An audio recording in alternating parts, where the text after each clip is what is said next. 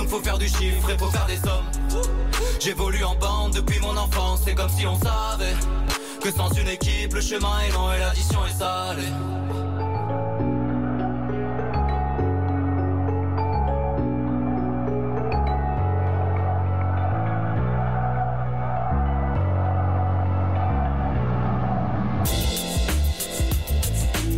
Info, actu, débat, c'est le 17-19 avec Alban. Allez les amis. Wanted Radio. Allez les amis, bonjour à tous, bienvenue sur Wanted Radio. On commence par les infos du jour. Bonjour à tous. Les 194 pays membres de l'OMS ont décidé à l'unanimité aujourd'hui du lancement de négociations pour un accord international qui permettrait de renforcer la prévention, la préparation et la réponse aux pandémies. Il s'agit notamment de tirer les leçons de celle de Covid-19 en cours.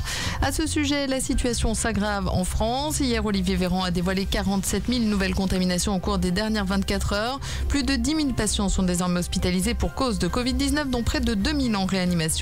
Dans ce contexte, la France a décidé de prolonger ce matin la suspension des vols depuis 7 pays de l'Afrique australe pour parer au risque d'une accélération de la propagation du variant Omicron. Un protocole extrêmement renforcé sera ensuite mis en place à partir de samedi pour les voyageurs provenant de ces pays. Le dernier volet de la réforme de l'assurance chômage qui durcit les conditions d'indemnisation entre en vigueur aujourd'hui. C'est également à partir d'aujourd'hui que 38 millions de Français vont recevoir la prime inflation de 100 € annoncée par Jean Castex pour pallier à la hausse générale des prix. La prime de Noël arrive également pour certains bénéficiaires des minima sociaux. Son montant varie en fonction de la composition du foyer. Ce 1er décembre marque aussi la journée mondiale de lutte contre le sida et en 40 ans, malgré de formidables progrès pour le traiter, le sida tue encore environ 680 000 personnes dans le monde en 2020. Depuis 8 heures ce matin, les adhérents des Républicains peuvent voter au premier tour du scrutin interne qui désignera leur candidat à la présidentielle. Le vote se clôturera demain après-midi avant un second tour vendredi. Le nom du grand gagnant sera connu samedi. 5 candidats sont en lice. Xavier Bertrand, Valérie Pécresse, Michel Barnier, Éric Ciotti et Philippe Juvin. Et puis du football à suivre ce soir avec la 16e journée de Ligue 1 et 10 matchs programmés. Angers, Monaco, Strasbourg, Bordeaux, Metz, Montpellier, Brest, Saint-Etienne, 3 Lorient. Et puis dans la soirée, le PSG reçoit Nice, Lille est attendu à Rennes, Nantes accueille Marseille, Lens joue à Clermont et Lyon affronte Reims. Toute l'actu, tous les débats, c'est le 17-19 avec Alban sur Wanted Radio. Et bonjour à tous et Bonjour à Alban. toutes, bienvenue sur la Wanted Radio pour ce 17-19. On va faire un coucou à Valérie et à notre chef d'orchestre Scooby. Bonjour le monde. Bonjour tout le monde, bonjour Alban, bonjour Valérie. Et on va aborder une multitude de sujets et on va commencer par l'usurpation d'un nom qui a été fait à la mairie de Bordeaux. On est vraiment dans une sorte de poisson qui se mordrait la queue, je sais pas, mais on parle d'un arbre qui est arrivé à Péberlan. Alors on ose appeler ça un arbre de Noël, qui est tout en ferraille et tout en verre. C'est une œuvre d'art. C'est une œuvre d'art. Voilà, ça change en fait. C'est une création artistique d'un artiste et ça remplace l'arbre qu'on coupe chaque année. Moi qui défends les arbres, je suis totalement pour. Et ça nous permet aussi d'avoir une autre vision de Noël. Moi-même, j'ai pas d'arbre ni à planter en pot, parce que c'est bien aussi d'avoir des petites sapinettes en pot qu'on replante après ou qu'on ramène en pépinière une fois que Noël est passé. Ni d'arbres coupés. À chaque fois, c'est vraiment faire œuvre de créativité. Donc, j'ai des arbres en métaux, j'ai des arbres en pulse, j'ai des arbres en forme de livre. Enfin, voilà, on crée des arbres de Noël. C'est le symbole, en fait, qui compte. Qu'est-ce que tu en penses, toi, Scooby, de ce nouvel arbre de Noël Après, moi, je l'ai pas vu, hein. Donc après, est-ce que ça plaît? L'art, c'est toujours pareil. Ça plaît ou ça plaît pas. Je l'ai pas vu en vrai encore. J'ai pas vu en vrai, mais voilà. Quand même, en termes d'arbre de Noël, même si j'ai adopté il y a quelques années l'arbre faux que le vrai, mais l'arbre chinois, tu veux? Oui, voilà. que l'arbre. L'arbre de Wuhan. Voilà. Mais je reste quand même. Voilà, assez traditionnaliste sur le sapin. Alors moi je suis super traditionnaliste au niveau de Noël. C'est bien les couleurs vert, rouge et tout ça, les chaussettes pour le Père Noël, le biscuit pour qu'il puisse se désaltérer avant ça, etc. Mais à un moment donné, il y a aussi se demander est-ce que cette ressource qui dure qu'un mois, parce que c'est juste pour un petit mois ou 15 jours.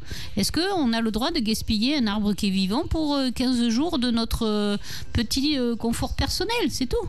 C'est ça, se poser cette question. C'est le sujet à controverse de Bordeaux. Il y a un autre sujet aussi qui est un peu particulier. C'est un événement lumière qu'il y a alors en ce moment du côté du parc bordelais. Et qui coûte 15 balles en fait l'entrée pour aller voir ça. Je suis allé voir, je suis passé par le parc bordelais il y a quelques jours, enfin 2 fois là, entre novembre et décembre, enfin surtout au mois de novembre, parce que décembre a commencé aujourd'hui. Oui. Non mais vous inquiétez pas, tout va bien, Scooby va bien. Mais je suis passé 2 fois au mois de novembre au parc bordelais et je suis passé devant les structures lumineuses. Éteintes parce qu'on était en journée. Oui. Et que l'événement ne commence que le soir, où c'est là où les forfaits payants. Enfin, l'entrée est payante. Bon, j'ai vu ça le jour où tout était éteint, mais payer 15 balles pour voir ce qu'il y a. Non mais c'est très moche. C'est vrai, c'est pas très joli. C'est des trucs en plastique et en papier, quoi. En papier en tissu, quoi. C'est vrai que de jour ça fait pas très joli. En plus avec la pluie, ça se salit. Enfin voilà. Peut-être que de nuit c'est très joli. J'ai pas vu moi. J'ai pas vu. Ouais, mais ça coûte 15 balles quand même. Je vais pas payer 15 balles moi pour. Moi je vais faire encore ma rabat-joie arboristique. C'est-à-dire que le problème c'est que du coup il y a beaucoup de gens qui y vont, ce qui est très bien pour les enfants, etc. Mais du coup ça piétine les allées, donc ça marche sur les racines. Donc est-ce que ça abîme pas aussi un petit peu les arbres, et puis aussi les lumières, elles restent un peu plus longtemps. Je suis pas sûr par contre que on marche sur l'herbe. Enfin, je suis pas sûr. Je sais pas. Est-ce que ça n'aurait pas tendance à aussi déstabiliser un peu la biodiversité, puisque à partir de 18h, les animaux ils vont peut-être dormir les oiseaux et tout, etc. Donc peut-être que moi il me semble, parce que j'y vais courir le dimanche matin au parc bordelais, il me semble qu'il y en a un peu trop. Voilà, qu'il y ait des petites lumières comme ça par-ci par-là, ça fait très joli, ça fait très décor et ça peut être très très joli si on met en valeur le parc. C'est-à-dire que les lumières servent à valoriser les arbres et le parc. Là, c'est plutôt on met les lumières et puis le parc c'est après. Je trouve qu'il y a beaucoup trop de lumière pour heureusement que le maire de Bordeaux est écologique. Oui, heureusement que le maire de Bordeaux est écologique, mais je pense que, hélas, il doit aussi lâcher du lest sur certains trucs s'il veut avoir d'autres trucs, en fait. Moi, je n'envie pas le poste de maire parce que ça doit être des négociations perpétuelles et tous les jours avec les uns et les autres pour dire tu me donnes ça, d'accord, je te donne ça, etc., etc. Ça doit être extrêmement fatigant. Il s'est d'ailleurs fait conspuer lors d'une réunion publique du côté de Codéran pour la question du stationnement payant. Oui. Stationnement payant on se demande qui pourrait ne pas être utile à Codéran, sachant qu'il y a quand même un gros secteur où il y a des maisons individuelles avec jardin. Ils n'ont pas gratos ceux qui y habitent ? Non, il faut payer un abonnement. Oui, quand même. Tu payes un abonnement à peu près 150. Même si tu y habites. Ouais. Là, c'est qu'on demande à la proprio. Ça coûte à peu près 130 ou 150 par an pour. Là, c'est dur quand même. Là, c'est dur. Surtout que c'est quand même un coin où ça a tout le temps été gratuit, quoi. Bah ouais. Et puis après, tu sais plus où pouvoir te garer, quoi. En fait, c'est un peu une double peine, quoi. Tu rentres chez toi, t'es obligé de payer pour mettre ta voiture. Alors, je sais bien que la voiture, c'est pas la panacée pour le réchauffement climatique, mais bon, il faut laisser la transition aussi aux gens d'avoir la possibilité de changer leur façon de se mouvoir sur Bordeaux et sur la métropole. On peut pas tout enlever et puis payer pour tout. Mais ça devient... comment tu te rends compte, quand tu veux sortir, tu dois prévoir pour payer ta bagnole, pour payer, je sais pas moi, aller au resto, machin, pour payer au cinéma. Ça te revient à des journées extrêmement chères, en fait, si tu veux sortir. Mais est-ce que avant, t'avais pas tout ça. Surtout que le Codéran, c'est quand même un secteur géographique qui est hyper grand et qui n'est pas forcément bien desservi par les transports en commun. On le voit pour venir ici à la radio, des fois c'est compliqué. Le bus, je crois qu'il est juste sur les boulevards, hein, si je dis pas de bêtises. Sur les boulevards et sur les boulevards, si t'as quand même Barrière-Saint-Médard, t'as quand même les bus qui remontent au fin fond de Codéran et les villes aux alentours, Bousca, etc. Est-ce que c'est répercuté tous ces sous sur l'entretien de la voirie et des routes et des trottoirs et Non, je crois tout pas. Ça Non, ça Parce se qu'à voit. ce moment-là, ça paraît très logique, mais est-ce que les sous, c'est pour Non, faire quoi en fait? C'est ça la question. C'est Pour rembourser un stade qu'on n'arrivera pas. la Matmut Atlantique. Le Matmut Atlantique, Ah, faut oh la rembourser. vache. Mais faut ça, c'était rembourser avant la, ça. faut C'était rembourser avant. la Méca, le musée du vin. Waouh! Enfin, la cité du vin, il y a plein de choses à rembourser Oh la maintenant. vache! Et mais dis donc, alors vraiment, je veux pas sa place. Non, parce que là, dis donc, ça fait une sacrée tartine, Ouais. dis donc là. Puis il y a un article qui est passé aussi dans le journal local où il parle de mettre la route de Toulouse en sens unique. Oui, alors moi putain. j'ai Alors là, mon là, gars, ça je peux vous en parler un petit peu parce que j'ai fait la manif avec Cyclo et Manivelle, qui est une association de vélos sur Bègle, qui donne des vélos et qui aide à se mouvoir en vélo, les mobilités, etc. pour sur la route de Toulouse, qui est extrêmement dangereuse pour les vélos, puisqu'il n'y a pas d'espace pour les vélos. Ils sont entre la murette et les bus, tu vois, ou les voitures. Et donc les gens qui y habitent souhaiteraient déjà que ça soit plus route de Toulouse, qu'on appelle ça, mais cours de Toulouse. Alors ça, après, chacun, voilà. Et que c'est vrai, en fait, on s'était battu, on a fait cette manifestation parce que l'aménagement de la route de Toulouse prévoyait la déforestation d'un morceau du parc de Mussonville à côté du lycée du Vieux-Clavavel pour faire un délestage, en fait. Le barreau routier de Mussonville. Donc on avait fait ça. Donc on a gagné, ça se fera pas. Enfin, il y aura pas, ça passera pas par là, en tout cas par le parc, ce qui est normal, hein, parce qu'après c'était toute la destruction de la biodiversité, etc., etc. Et donc, oui, ils ont cette solution peut-être de mettre ça en sens unique. Alors, après, moi, je ne sais pas si c'est bien ou pas bien, parce que je ne vais pas trop dans ces... Mais la question moi, que je me pose à chaque fois, quand il y a des grands projets comme ça, est-ce qu'ils demandent aux gens qui utilisent tous les jours comment ils feraient, eux, pour améliorer la circulation? Est-ce qu'ils posent la question aux citoyens? Parce que je suis sûre que les citoyens, ils doivent avoir plein d'idées, puisqu'ils empruntent la route tous les jours, donc ils se font chier tous les jours. Peut-être qu'ils ont déjà des idées de dire que ça, on ferait ça comme ça, on sera comme... Est-ce qu'ils posent la question? Mais moi, ce que j'arrive pas à comprendre, parce que c'est quand même l'une des portes d'entrée du sud Gironde, hein, Oui. avec la 62, il y a cet afflux massif de voitures tous les matins et dans le retour tous les soirs. Et on s'est aperçu avec le temps que les entreprises avaient été gentrifiées aussi de Bordeaux et qui se retrouvaient autour de la métropole. Et moi, je me demande où c'est que ces gens vont travailler oui. en arrivant de la route de Toulouse. Tu vois, ça serait quand même une question à se poser. Parce que effectivement il y a beaucoup d'entreprises sur la route de Toulouse en elle-même, avec les concessions et avec quelques bureaux, mais tous ces gens-là arrivent dans le centre de Bordeaux aussi, ou sur les boulevards. Mais alors, à sens unique, Bordeaux. Non, boulevard Rocade, je boulevard Rocade, ouais. Boulevard Rocade, donc Ouais.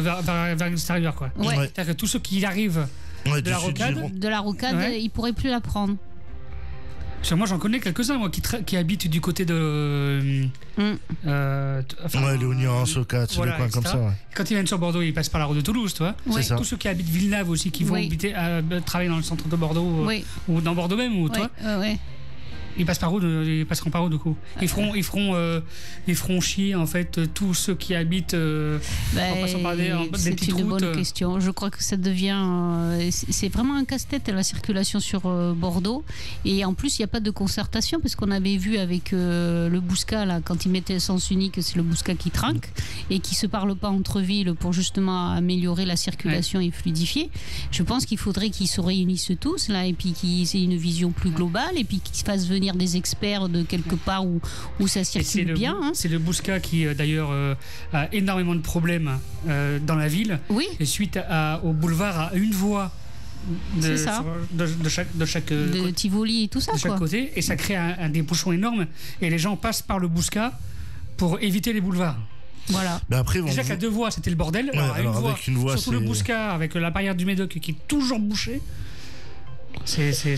Mais après, ils vont forcément passer par des voies autres, c'est-à-dire qu'ils passeront par les routes qu'il y a du côté du domaine universitaire pour rejoindre les boulevards. Ouais. Mais c'est une route à sens unique avec beaucoup de bus et beaucoup de zones scolaires, que ce soit lycée, université, tout.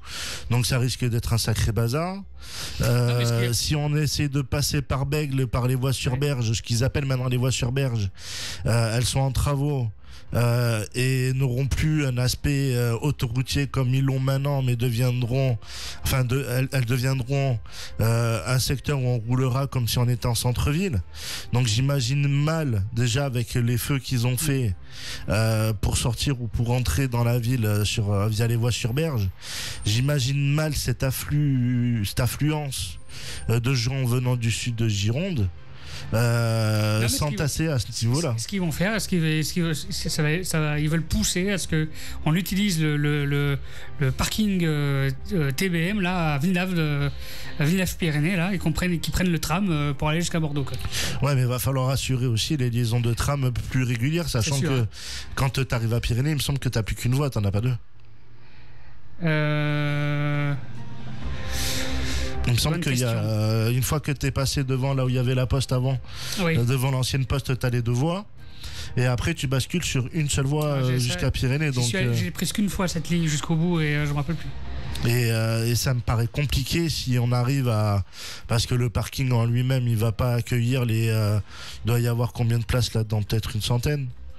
Ouais, un peu plus, hein, je crois. Ouais, un peu plus d'une centaine. De toute façon, il va y avoir un gros problème parce que nous, sur le terrain, vu tous les projets immobiliers qu'on voit monter, qui sont en train de grimper un peu partout, je veux dire, au bout d'un moment, là déjà, la circulation, que ce soit bus, tram, voiture, vélo, même les vélos, maintenant, il y en a tellement que ça devient aussi compliqué, ça devient saturé. Donc, qu'est-ce que ça va être avec l'afflux de personnes qui va arriver avec tous ces nouveaux logements quand Euro-Atlantique va être terminé là, sur les voies sur berge là.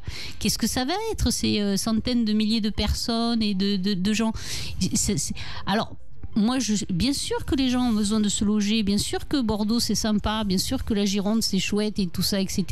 Mais à ce moment-là, il faut réfléchir aussi sur tout. Il faut réfléchir aussi sur comment on fait circuler ces gens, comment on les fait se faire se soigner, parce que aussi les places à l'hôpital, comment on va faire, comment les enfants on les met à l'école, enfin il y a tout ça à réfléchir, quoi. Il n'y a pas juste on fait des logements parce qu'on fait des logements et puis parce qu'il y a besoin de logements. Après il y a tout le reste qui vient, et puis c'est pas une fois qu'on est devant le fait accompli qu'on se dit merde, il y a un problème, quoi.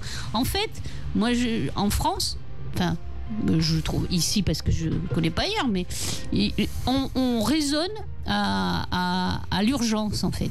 On est un petit peu comme tous ces gens, tu sais, quand tu as un dossier à rendre à ton patron ou que tu as un devoir à faire pour le lycée ou la fac et que tu as 15 jours à le faire et c'est la veille au soir à minuit 10 que tu fais ton dossier, tu vois, et que c'est urgent et tu le fais dans l'urgence.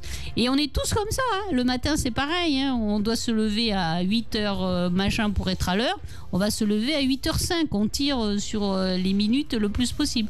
Et bien on a l'impression qu'on fait pareil pour tout, c'est-à-dire qu'on fait les trucs et puis quand ça devient urgent et que les gens commencent à plus en pouvoir, là on se dit ah merde, il faudrait peut-être améliorer mais est-ce qu'il n'y a pas de réflexion en amont? Est-ce que les gens réfléchissent pas par anticipation? Est-ce qu'ils se projettent pas? C'est quand même c'est la moindre des choses, quoi. C'est avoir cette lucidité de se dire si je fais ça, qu'est-ce que ça va donner sur le terrain à long terme? Mais je pense que tu as une problématique qui est la gentrification. Au début, on parlait du centre-ville de Bordeaux pour ça, et je pense qu'on peut parler de la métropole en elle-même. Aujourd'hui, les zones de travail où ça accumule le plus de salariés, c'est sur le pourtour de la métropole et plus à l'intérieur. Oui. À l'intérieur de Bordeaux, c'est plutôt du tertiaire. Oui. Et les gens ont voulu, je pense, se mettre proche de leur travail, à une demi-heure de leur travail. en véhicule enfin en voiture et se sont écartés. Oui. Tu vois, de la ville, et tu regardes tous les accès de route, que ce soit la 62, la 63, c'est une catastrophe. Toutes les départementales qui redescendent sur Bordeaux sont embouteillées à partir de 7h, c'est fini. Et tu vois, le matin, quand je travaille, je vois la rocade et de 7h jusqu'à 9h c'est bloqué, enfin même plus que 9h maintenant. Et je pense que c'est là où ça n'a pas été anticipé. Ils ont voulu se précipiter à faire de Bordeaux une vitrine pour touristes, où tu accueilles que du touriste et des gens de la classe supérieure moyenne, et le reste on les oublie, on les zappe. Ben c'est ça, c'est-à-dire que encore cette fois-ci, c'est les usagers de la circulation de la ville qui sont encore paumards tous les matins, quoi. C'est eux qui se font chier dans les voitures, dans les bouchons sur la rocade. Donc, et ça serait bien qu'ils donnent la parole à ces gens, aux usagers de la route, aux usagers du vélo, aux usagers du bus. Alors, pour leur défense, moi je vois passer souvent, parce que je suis dans mon syndic de quartier, je vois passer souvent des demandes de concertation de Bordeaux Métropole. Et bon, alors, est-ce que c'est une mauvaise communication ou pas? Enfin bon, bref, il n'y a pas beaucoup. Voilà. Les gens ne participent pas quand on leur donne la parole aussi. Donc, il y a ça aussi. C'est-à-dire que les usagers, ils devraient aussi se saisir des possibilités de faire remonter des informations quand il y a des concertations, quand il y a des sondages comme ça en ligne sur Bordeaux Métropole, de comment on fait, etc. Il faudrait qu'ils s'en saisissent et qu'ils donnent leur avis. C'est pas après qu'il faut, une fois que c'est fait, c'est foutu. C'est pendant que le truc est là qu'il faudrait qu'ils aussi participent à leur cadre de vie. Ouais, mais tu vois, on parle de concertation de quartier, ouais. Mais on parle pas de concertation de citoyens. Ah si, c'est des citoyens en fait, c'est-à-dire que c'est Bordeaux Métropole qui organise ça sur la plateforme de Bordeaux Métropole, mais c'est pour tous les citoyens qui habitent ou qui sont soumis au projet en fait. Donc tu as un questionnaire et tu remplis ton questionnaire. Ils ont fait ça pour les mobilités, ils ont fait ça pour le parc de Mussonville. Il y a beaucoup de riverains de Bègle et de Villeneuve-d'Ornon qui ont répondu. Et c'est aussi pour ça que le parc a été préservé, parce que justement ils ont pris cet outil et puis ils s'en sont appropriés et ils ont fait remonter les choses. Donc c'est important aussi que les citoyens ils puissent se saisir des moyens qu'on leur donne de participer et qu'ils y aillent. Tu vois, par exemple, il y a des projets, il y avait des enquêteurs publics qui viennent justement, quand il y a un projet comme les 16 hectares à Cestas, qui viennent questionner. Ils sont en face de toi, ils prennent les remarques, etc., des riverains. Mais quand tu vois sur certains projets, l'enquêteur, il voit personne pendant une semaine. C'est pas normal. Tu vois, c'est ça aussi. C'est à nous aussi, citoyens, de nous bouger le cul et d'aller nous saisir des outils qui nous sont donnés pour pouvoir porter notre parole. On peut pas toujours dire ils nous écoutent pas. Il faut aussi, pour nous écouter, il faut aussi qu'on parle. Enfin, qu'on s'exprime. Donc, exprimez-vous, s'il vous plaît.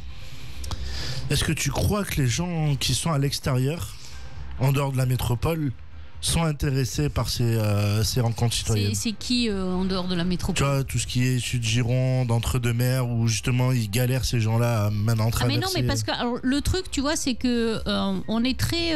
moi, il me semble qu'on est très... cloisonné en fait. Donc en fait on n'arrive pas à avoir cette vision globale que ce qui se passe sur Bordeaux peut rejaillir sur tout le territoire, ou ce qui se passe sur Villeneuve peut rejaillir sur ses villes voisines, etc., comme on a vu sur le Bouscat, tu vois, quand ils ont fermé certaines voies à la circulation. Donc les gens ils ont l'impression que si ça se passe pas sur leur commune ça va aller, mais c'est faux. C'est-à-dire qu'il y a s'il y a un projet d'envergure sur une commune qui est avoisinante, la circulation ou ce qui peut entraîner des changements dans cette commune-là. Donc il faut s'intéresser vraiment à des choses qui peuvent avoir un impact sur les gens. C'est comme le réchauffement climatique, hein. C'est pas parce que quand on dit qu'on déforeste en Amazonie, on a l'impression que c'est loin, machin, mais ce qu'on fait en Amazonie, nous retombe sur le nez ici en France. Parce que tout est relié, on est une petite planète et quand c'est le concept du battement d'aile d'un papillon, quand le papillon il bat son aile d'un côté du monde et puis qu'il y a un cataclysme de l'autre côté du monde, c'est exactement ça.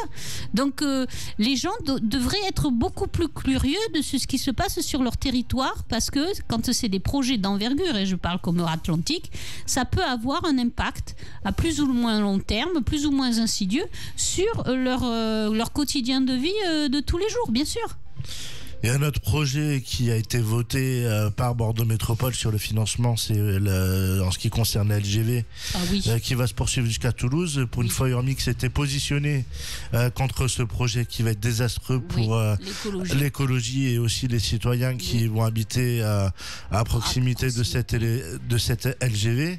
Ouais. Et Anziani, président de Bordeaux Métropole, n'a pas hésité à aller s'encanailler avec la droite républicaine et macroniste pour valider ce financement de façon complètement archaïque, puisque du coup ça prouve et ça montre que malgré les unions qu'il y a eu sur la métropole pour l'accès à la mairie et pour l'accès à la métropole, s'effrite au fil du temps en fonction des intérêts financiers de chacun. Oui, et d'autant plus que là, il y a un exemple criant et très parlant du deux poids deux mesures, entre ce qui est dit et ce qui est fait. C'est la fête de l'arbre.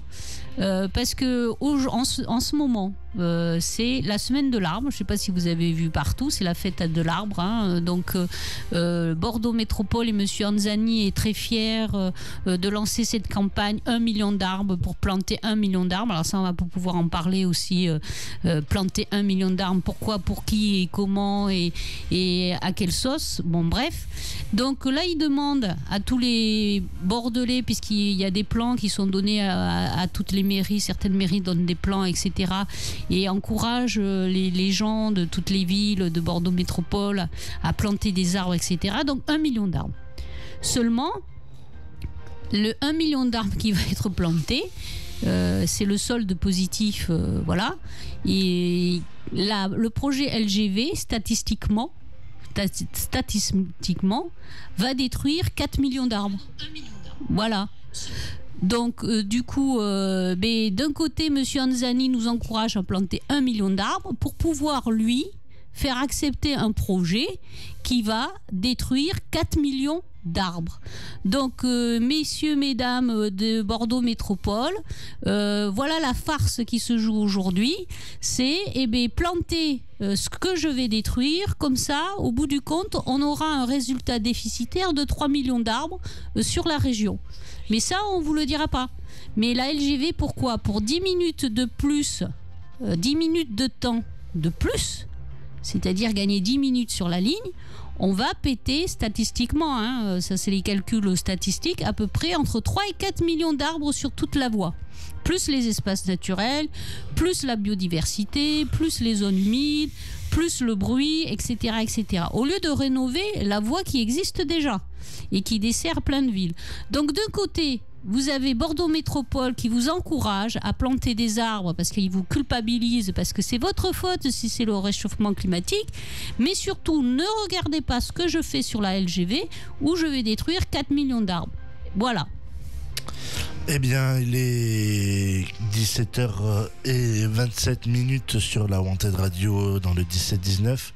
On va se faire une première pause musicale et ensuite on va parler de l'actualité toujours qui est très mouvementée en ce moment sur l'environnement sociétal qui nous appartient. Allez. Sur Wanted Radio, le hip-hop, c'est non-stop. Ok, prépare les valises ma jolie.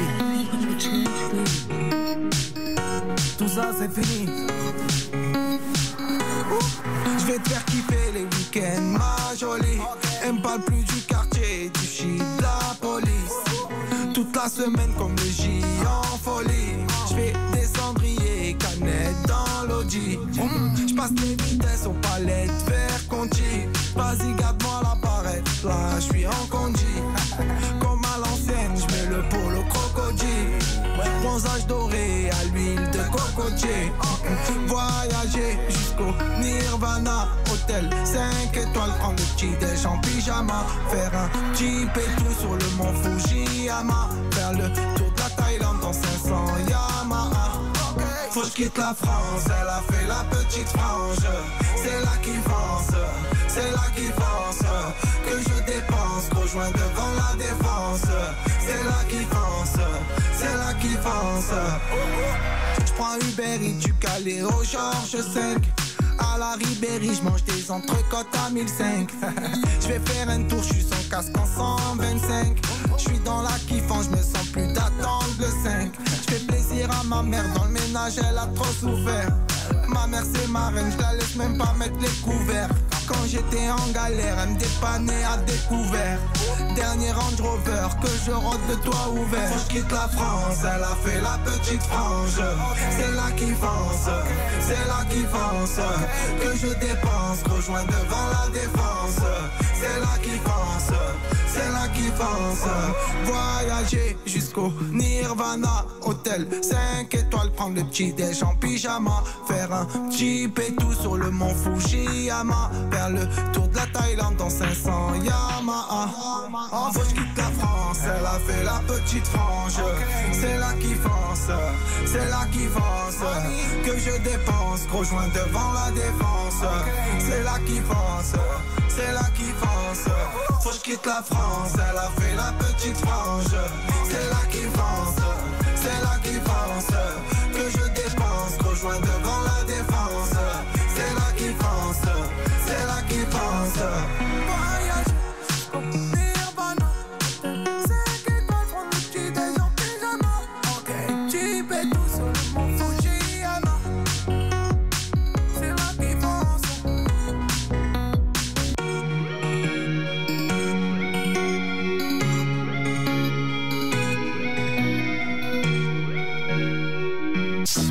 Toute l'actu, tous les débats, c'est le 17-19 avec Alban sur Wanted Radio. Et oui, on est de retour sur la Wanted Radio pour le 17-19 avec Valérie et notre chef d'orchestre Scooby. Et on va aborder le lancement de campagne de Zemmour, puisque je sais pas si vous l'avez vu hier, ce lancement a été fait hier à midi avec un fond vert qui a été décoré en bibliothèque et avec un micro de profil faisant référence notamment au discours de Gaulle. Dans la stature et dans l'imposture. Tu veux dire l'appel du 18 juin ? Ouais, tout à fait. Ouais, dans la posture, en fait, il adopte en fait la même, le même angle en fait que de Gaulle. Il fait un copier-coller. Ouais, tout à fait. Il insiste beaucoup sur des références vidéo ou sur des références historiques qui ont été plus ou moins bafouées par ses propres soins, puisque c'est des images qui ont des droits d'auteur. Ça en dit long sur la grosse tête qu'il a quand même mis sur l'ego. Parce que... Mais ça en dit gros dans le sens où il utilise beaucoup d'images en fait de violence. On avait vraiment l'impression d'être dans le complotisme général de la France n'est plus un pays de sécurité. Il actionne et il parle beaucoup de la France qui travaille pas et qui doit se remettre dans l'ordre de marche pour aller travailler. D'accord. Mais pour faire quoi ? Il va rouvrir les mines aussi peut-être ? Peut-être, on sait pas. Mais vu la taille, peut-être qu'il a. Et donc il a aussi fait des références assez... Ça c'est pas gentil, faut pas attaquer le physique, c'est pas bien. Non mais bon, il est tout petit hein. Et Bonaparte était tout petit. Ouais, mais alors quand tu le vois dans son siège à Zemmour, quand il fait l'interview...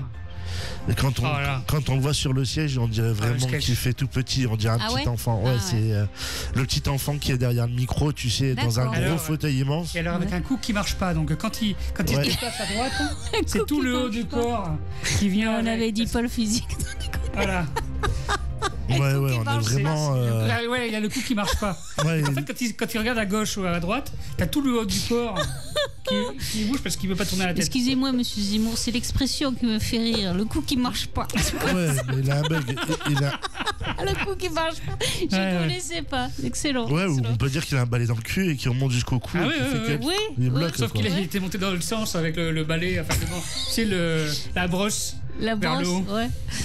Ouais, c'est un peu le côté du balai de la sorcière, mais lui, c'est un sacré sorcier. Et donc, en plus, il s'autorise à faire des références musicales de Barbara et de Georges Brassens, qui étaient à mille lieues des idées que Zemmour veut faire véhiculer à travers sa campagne. On est dans un sketch. Et Brassens, c'était plutôt les copains d'abord, me semble-t-il. C'est ça. Et Barbara, elle était plutôt dans un style un peu plus sombre, mais toujours très humaniste. Donc on est avec des artistes référencés par Zemmour qui sont à mille lieues de ce que lui représente dans la société d'aujourd'hui. Et puis il a ce comportement où il reçoit un doigt d'honneur et il le rend du côté de Marseille. Ça c'est quand même puéril quand même. Ça, je veux dire que voilà, se faire une bataille de deux d'honneur, c'est quand même, tu vois, c'est un peu puéril comme réaction. Alors pour un futur candidat à la présidence, je veux dire, c'est pas une représentation extrêmement classe, quoi. Tu vois. Après, comment tu veux avoir du respect pour un mec qui fait un doigt comme ça parce qu'on lui fait un doigt, quoi. T'as un certain self-control à avoir, me semble-t-il, quand tu veux briguer de hautes fonctions. Tu vois. Mais dans les médias, ils comparaient un peu ce doigt d'honneur au casse-toi pauvre con de Sarko mais pareil, à l'époque. Ouais, et en fait, on s'aperçoit que c'est n'importe qui peut se présenter aujourd'hui à la présidentielle. Encore faut-il qu'il ait les 500 signatures pour pouvoir se présenter. Hein. C'est comme tous les autres candidats. Hein. On l'a vu avec Petra il y a 2 semaines. Oui. Les 500 signatures, c'est quand même un grand parcours du combattant. Et on peut se poser légitimement la question si c'est toujours un acte démocratique de permettre à un candidat d'avoir 500 signatures de sûr par des maires pour pouvoir se présenter. Alors que... Après, je pense qu'on a besoin quand même de faire un genre de sélection garantie pour pas que tout le monde ou n'importe qui, entre guillemets, peut-être, puisse se présenter. Mais moi, je me demande, est-ce que les maires, ils ont le droit de donner leur signature à plusieurs candidats ou c'est qu'un ? Je crois que c'est qu'un. Parce que vu le nombre de candidats qu'il y a combien de maires en France ? Il y en a assez pour tous ces candidats ? T'as 36 000 communes, t'as 36 000 maires. Ah ouais, bah ça va alors. Il y a de la marge. Ouais, mais faut les trouver, hein, les mairies. Hein, ouais, c'est ça. Ça veut dire que, est-ce que ça veut dire que chaque candidat envoie 36 000 courriers ou Non, ils y vont direct. Ils y vont direct en fait sur une campagne présidentielle. Petra, elle disait qu'elle se déplaçait. Faut se déplacer, faut aller dans les mairies et peu importe la taille de la ville. Ça veut dire qu'ils vont voir au moins 500 maires. Oui. Ne dis pas qu'un mec comme Xavier Bertrand, par exemple, il va mais il a des poteaux. Non, mais il a des amis qui vont le faire pour lui. Ah oui, non, d'accord. Okay. Enfin, on n'est pas sûr que ce soit Xavier Bertrand pour l'instant encore. On le saura samedi. Oui, mais ce que je veux dire, c'est que c'était pour donner un exemple de nom.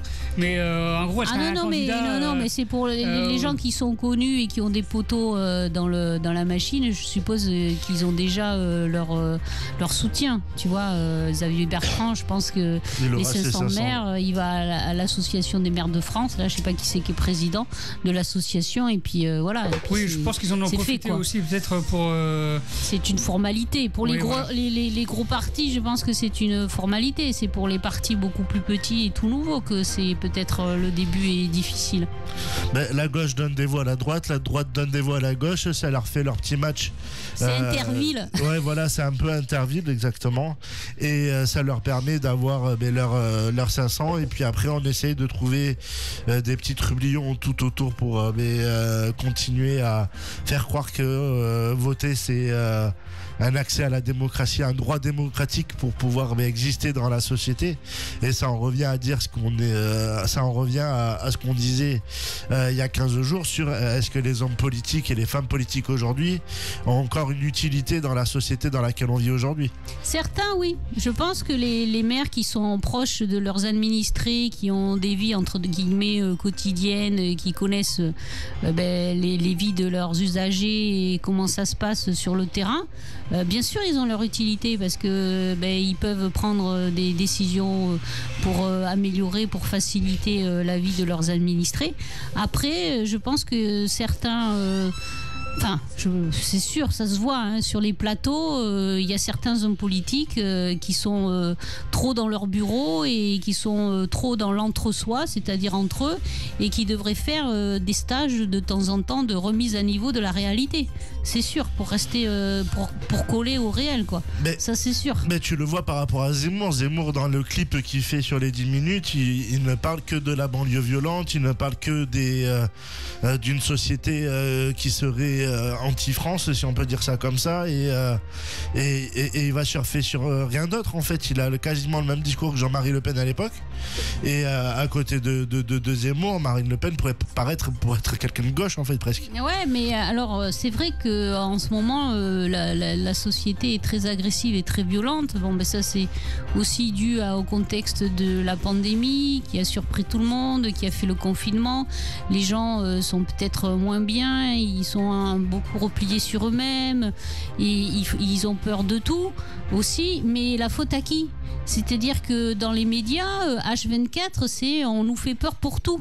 On nous fait peur pour l'écologie, on nous fait peur pour la pandémie, on nous fait peur pour le boulot, on nous menace de plein de trucs si on ne fait pas les choses comme il faut, comme on n'arrive pas à les faire, les choses comme il faut, parce que des fois c'est impossible à faire, alors on se culpabilise et on a de nouveau peur.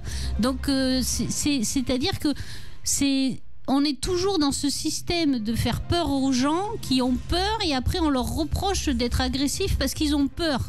Donc en fait, Monsieur Zemmour, il alimente un moulin que les autres alimentent aussi, que tout le monde alimente, et qu'après tout le monde se plaint. Je veux dire qu'à un moment donné, si on cherchait les causes de la colère, de la frustration, de l'agressivité, de cette peur, et si on se disait on va essayer de les guérir, ou on va essayer d'améliorer les choses ou de les éradiquer, ces causes, et bien peut-être que les gens seraient moins agressifs et moins violents. C'est pas doux de dire que la France est violente, il faut trouver aussi des solutions. S'il y a une violence, c'est qu'il y a une souffrance. S'il y a une souffrance, c'est qu'il y a un appel au secours quelque part. Donc il faut répondre à cet appel au secours au lieu de dire juste la France elle est violente. Moi je peux dire ça aussi. C'est pas ça qui va faire mon programme, c'est pas ça qui va faire changer les choses. Il y a Einstein qui disait une citation qui disait que on ne peut pas résoudre les problèmes avec les gens qui les ont créés. Donc voilà, c'est tout est dit. Et tous ces gens-là qui se présentent, c'est eux qui ont créé ces problèmes. Donc on ne peut pas résoudre ces mêmes problèmes avec eux. C'est pas possible.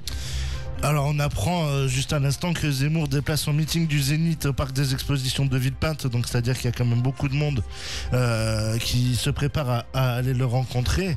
Est-ce que c'est pas Macron qui s'en sert aussi énormément comme un chiffon rouge? Déjà il écarte Marine Le Pen des sondages. Alors pour l'instant je crois qu'elle arrive toujours en seconde place. Zemmour, avec ses déboires des 3 dernières semaines, est retombé à la 4e. On verra samedi qui va se présenter pour les Républicains, qui va partir pour le discours politique. Mais on a vu déjà que les premiers débats surfent sur des questions on va dire traditionnelles de la droite, c'est-à-dire l'immigration, la sécurité et la valeur entre guillemets qu'on appelle France. Zemmour surfe là-dessus aussi. Marine Le Pen est en perte de vitesse avec cette arrivée de Zemmour, et les peu de gauche que l'on pourrait apercevoir arrivent en 5e position. C'est quand même dramatique sur plusieurs points. Moi J'ai dire, c'est quoi la valeur France déjà? Je ne sais pas ce que ça veut dire, moi, la valeur France. Moi, j'ai la valeur des gens que je côtoie au quotidien, tous les jours, qui sont des bonnes personnes, qui ont juste une seule envie, c'est d'être heureux, de vivre tranquillement, de faire leur travail bien, qu'on leur laisse faire leur travail bien, qu'on leur laisse élever leurs enfants bien, enfin voilà, quoi, qu'ils soient en sécurité, qu'ils aient les soins, qu'ils puissent aller à l'hôpital comme ils veulent, qu'on les culpabilise pas pour le moindre truc, qui font les efforts au quotidien, qui ont des composts, qui trient, qui font attention à l'électricité, qui éteignent leurs trucs. Donc la plupart des citoyens que je côtoie, moi, les riverains que je côtoie pour aller défendre les arbres, c'est des bons citoyens. Donc je ne sais pas de qui ou de quoi ils parlent. Et d'accord, je le vois que cette frange de violence existe et qu'il n'y a peut-être pas la valeur France, mais c'est peut-être à nous aussi, enfin aux institutions, de se poser la question comment on en est arrivé là. On est co-créateurs de ce qui se passe aujourd'hui, donc ils sont aussi co-créateurs du système, que ce soit tous les élites politiques. Ils devraient utopiquement, ils devraient se remettre en question et se dire bon, mais comment on a fait pour en arriver là, et on va essayer d'inverser la tendance. C'est comme pour le climat. Mais bon, vous avez vu ce qui s'est passé à la COP26. Ça a été une grande galéjade et ça a été un échec total. Donc si déjà à la COP26, en leur disant vous savez, dans quelques années on va tout être submergé par les eaux et personne n'est arrivé à s'entendre pour sauver la planète, alors là pour sauver la France... On va se faire une pause musicale dans le 17-19 sur la Wanted Radio et ensuite on va parler de Omicron, la 5e vague dans laquelle on est en plein dedans. Ils ont des super noms. Ouais, tu vois. Ouais, Omicron, ça me fait penser à un film américain, tu sais, avec un film de science-fiction. Ouais, avec tous les trucs, toutes les extraterrestres qui débarquent sur la planète. Ah ouais, très. Ouais, c'est vrai. Et t'as les complotistes qui pensent que c'est aussi un encouragement pour avoir le cron en fin de sonorité, en pensant à Macron qui est lui aussi effectivement un virus dont on n'arrive pas à trouver de vaccin. C'est pas faux d'ailleurs, mais bon. Non, mais là ça va loin quand même. Ouais. Il y a des gens qui réfléchissent à des trucs quand même, c'est fort. Allez, petite pause musicale. On revient, restez avec nous. Sur Wanted Radio, le hip-hop, c'est non-stop. Hey, la malade gangsta. Koba.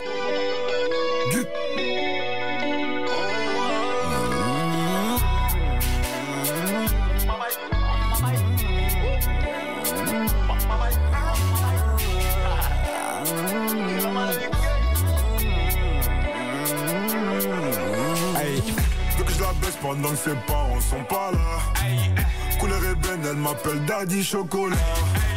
Tu veux la guerre, t'as pas de quoi payer une collab. Et critiquer, maintenant veulent faire la collab. T'as mal bossé, t'es mal payé, t'es mal gamos, t'es mal 4 ou. Si je veux dedans, je la mets toute nue. Si je veux dedans, je la mets toute nue. Nique sa mère si ça porte malheur. De toute façon, on est maudit. On est maudit, y'a du CP, y'a du Gucci. J'arrive dans la Ferrari. Tu me vois pas venir comme la mort. Elle est bien sec, elle est mûre. Et j'aime pas me jeter devant le miroir. Et vas-y, fais ce que t'as à faire. Fais ce que t'as à faire. Et quand je lui bouffe la schneck, des fois j'ai mon pif dans son cœur. On a percé. Putain, des fois j'oublie qui je suis. Mais je m'en souviens vite quand je croise un groupe de gros culs. Percé. Putain, des fois j'oublie qui je suis. Mais je m'en souviens vite quand je baisse ma vie sur Paris. J'ai les choses, mais j'ai voulu baiser sa pote. J'ai des potes, ces bâtards ils me font des coups de pute. J'ai même plus vous donner de la tête. Faut que je roule un joint là. Toute ma con, je vais la calciner au quartier. Hey, veux que je la baisse pendant que ses parents sont pas là. Couleur ébène, elle m'appelle Daddy Chocolat. Tu veux la guerre, t'as pas de quoi payer une collab. Et critiquer, maintenant veulent faire la collab. It's no baby, mais toi tu nous compares. La monnaie j'investis, villa pour la madre. Si t'es mon gazo, je mettrais Goulka sans trop parler. Le flop on se casse en caisse, on trace et fait des venges. Gaza toujours envie de wax, bitch a toujours envie de sexe. Quand je les ken, tu connais, je flex. Si avec elle je finis, je next. Peu importe que ou pas je plais, j'accumule X sur X, yeah. BSB gang, on parle pas, on fait. Accumule X sur X, yeah. Putain, des fois j'oublie qui je suis, mais je m'en souviens vite quand je croise un groupe de gros culs. RC, putain, des fois j'oublie qui je suis, mais je m'en souviens vite quand je baisse ma vie sur J'ai les choses, mais j'ai voulu baiser sa pote. Quand j'ai des potes, ces bâtards ils me font des coups de pute. J'ai même plus où donner de la tête. Faut que je roule un joint là. Toute ma con, je vais la calciner au quartier là. Hey, veux que je la baisse pendant que ses parents sont pas là. Couleur ébène, elle m'appelle Daddy Chocolat. Tu veux la guerre, t'as pas de quoi payer une collab. Et critiquer maintenant veulent faire la collab.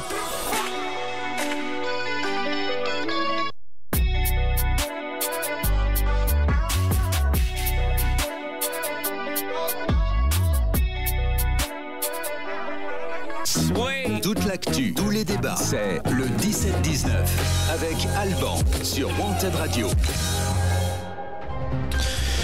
Et oui, on est de retour sur le 17-19 à la Wanted Radio avec Valérie et Scooby. Bonjour. Et Bonjour. Et on va parler de la fameuse 5e vague. Et si tu veux, après on parlera de Noël. Mais c'était...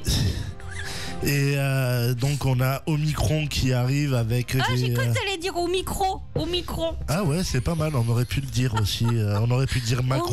Au micro. C'est difficile à dire, au micro. On aurait pu dire Macron microbe aussi. Il y a plein de avec les on peut faire plein de jeux de mots avec Omicron.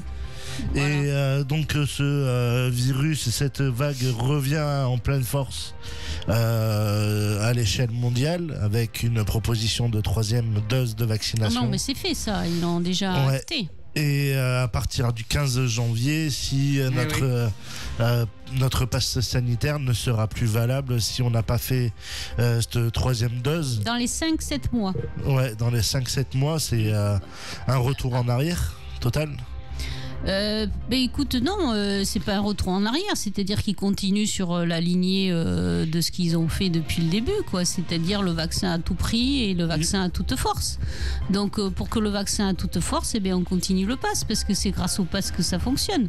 Les 3/4 des gens qui se vaccinent, c'est pour avoir un pass et avoir une vie normale. Alors moi j'aime bien quand on utilise l'expression retour à la vie normale, parce que je suis désolée de vous dire ça, mais il suffit de le voir, ce n'est pas une vie normale, c'est une vie avec un pass, mais c'est pas une vie normale. Une vie normale, c'est une vie sans masque, c'est une vie où on peut aller partout sans montrer sa carte d'identité ou un QR code, c'est une vie où on peut aller au ski sans risquer d'être flashé pour son QR code, parce que vous savez que vous devez avoir le pass pour aller skier dans la montagne. Ce qui est quand même une totale aberration. C'est-à-dire vous êtes en plein air, donc d'accord, vous faites la queue au tire-fesses, etc. Bon, vous mettez les masques, vous faites les gestes barrières qui sont préconisés par tout le monde, mais après, vous êtes au grand air. Donc... il n'y a pas plus pur que l'air de la montagne. Oui, en plus, ou l'air de la mer. Voilà, c'est comme si on a peut-être que cet été, on va mettre un pass pour aller sur les plages et se baigner dans l'océan. Je ne sais pas, ça devient. Donc, arrêtez de dire que c'est un retour à une vie normale. C'est faux. Une vie normale, c'est pas une vie comme ça. Je suis désolée.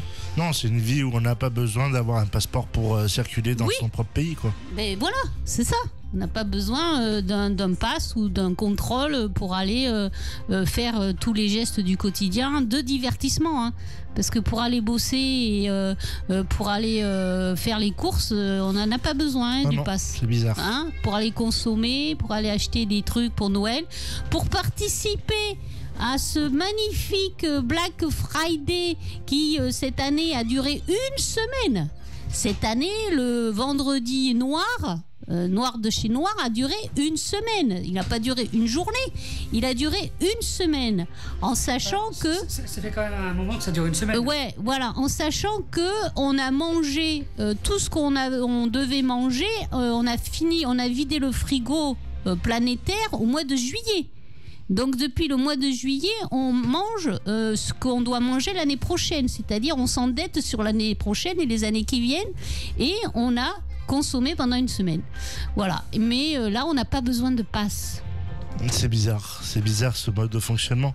Et alors il y a un sondage qui vient tout juste d'arriver, on parlait de politique un petit peu avant ce sujet-là, et à 17h les Républicains se retrouvent à 51% de votants pour savoir qui ira au second tour et sera représenté. 51,2, voilà, à 17h. Donc ça veut dire que même les Républicains n'arrivent pas forcément à fédérer autour d'eux. 51%, c'est la moitié des adhérents. Donc le reste, on sait pas où ils sont. Mais revenons donc sur cette notion de liberté qui maintenant doit avoir un passeport. On parlait de la plage, de la montagne, mais des magasins où on peut aller s'entasser sans problème avec notre masque et notre petit gel hydroalcoolique. Gel hydroalcoolique qui a permis aux gens de comprendre qu'il fallait quelquefois se laver les mains pour les avoir un petit peu plus oui, propres. Par exemple, quand vous sortez des toilettes, messieurs, un minimum, c'est de vous laver les mains, mesdames aussi. Enfin, c'est moi, souvent, ça me fait penser à cette étude qui a été sortie avant le premier confinement sur la propreté des gens, sur l'hygiène des gens, qui les gens ne se lavaient pas tous les jours, se lavaient pas les mains tout le temps, et on se retrouve bizarrement avec des maladies un peu partout et une épidémie de Covid. Déjà, si les gens se lavaient au moins tous les jours, je suis désolé pour ceux qui se lavent une fois par semaine. Mais après, il y a un monde entre se laver tous les jours et 4 fois par jour et se laver une fois par semaine. Mais en fait, si tu veux... Mais au moins se laver les mains, ça, il me semble que c'est nécessaire dès qu'on fait quelque chose, qu'on va dans un endroit ou qu'on sort des toilettes. Enfin, c'est le minimum syndical, c'est de se laver les mains, ce qui n'est pas tout le temps, pour tout le monde, un réflexe, quoi. Mais moi je me rappelle de ces études qui avaient été menées avant le confinement et c'était quand même assez affolant, c'est-à-dire que tu avais une personne sur 2 en France qui se lave une fois tous les 2 jours sur le territoire, une personne sur 4 qui se lavait qu'une fois par semaine. Se laver les mains, alors là ça relève de l'utopie apparemment. Alors moi qui suis un maniaque des mains, je me les lave presque tout le temps régulièrement, mais visiblement apparemment il y en a, c'était pas le cas, et il y a eu ce manque d'hygiène qui a fait que ça a propager certains virus ou certaines bactéries. La gastro, elle arrive par le fait que les gens se lavent pas les mains ou soient pas très hygiéniques. Ouais, et par le fait aussi que vous mangez trop à Noël. Parce que souvent, à Noël et au Nouvel An, on mange trop et après, 15 jours après, il y a des gastro, bizarrement. Ouais, c'est bizarre. Hein. C'est fou, hein.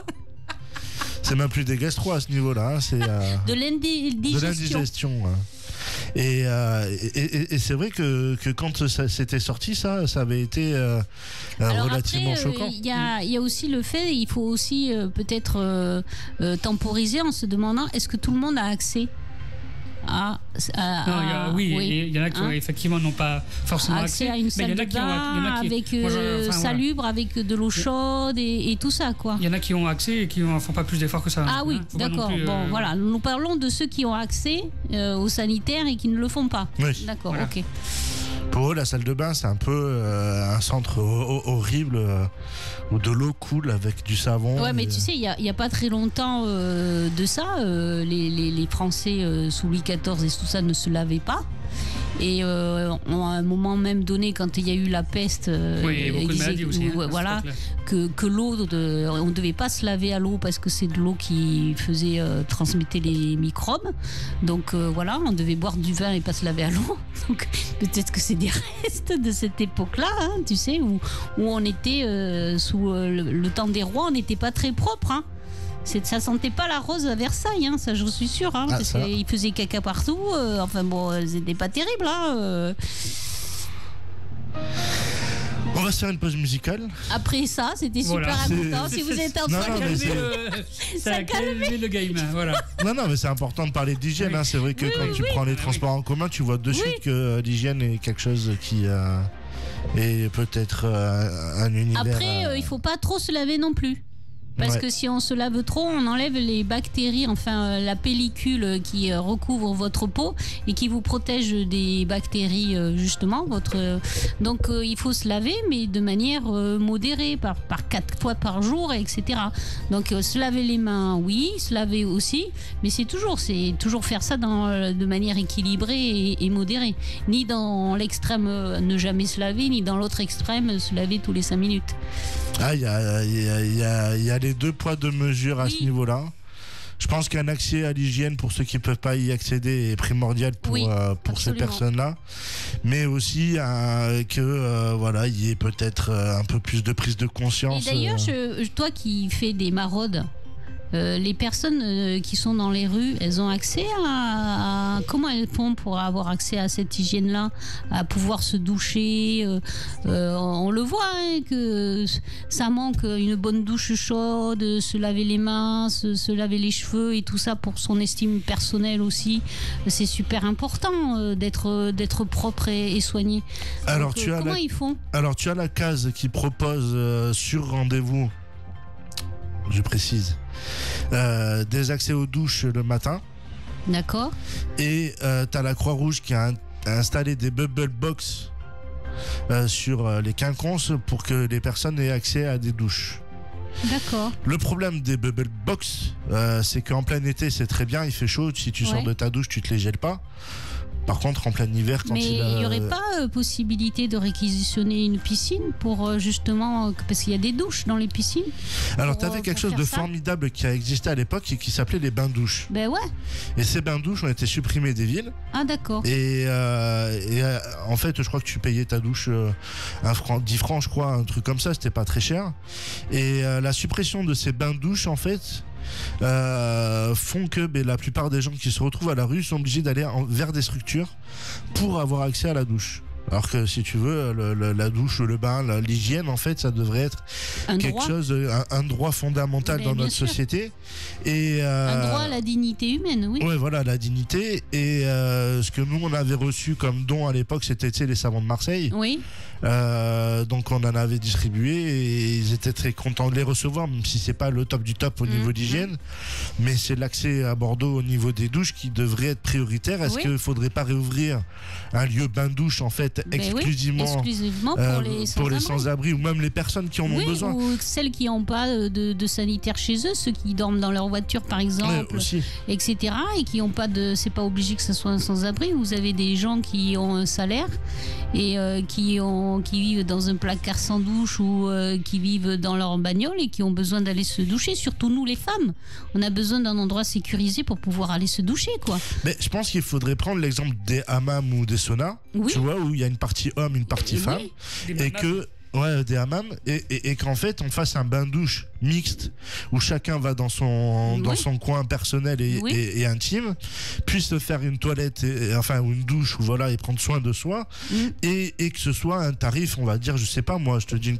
peut-être 1 euro ou 2 euros, tu vois. Bien sûr. Et si vraiment la personne est dans une situation difficile, faire preuve un peu de légèreté en disant aujourd'hui tu te la fais gratuitement. De toute façon, pour le prix qu'il y a, pour le prix de l'eau à Bordeaux, on est à 3,14 euros le mètre cube, on va pas se ruiner, quoi. Oui. Et le problème des structures comme ça, c'est que ça n'existe pas.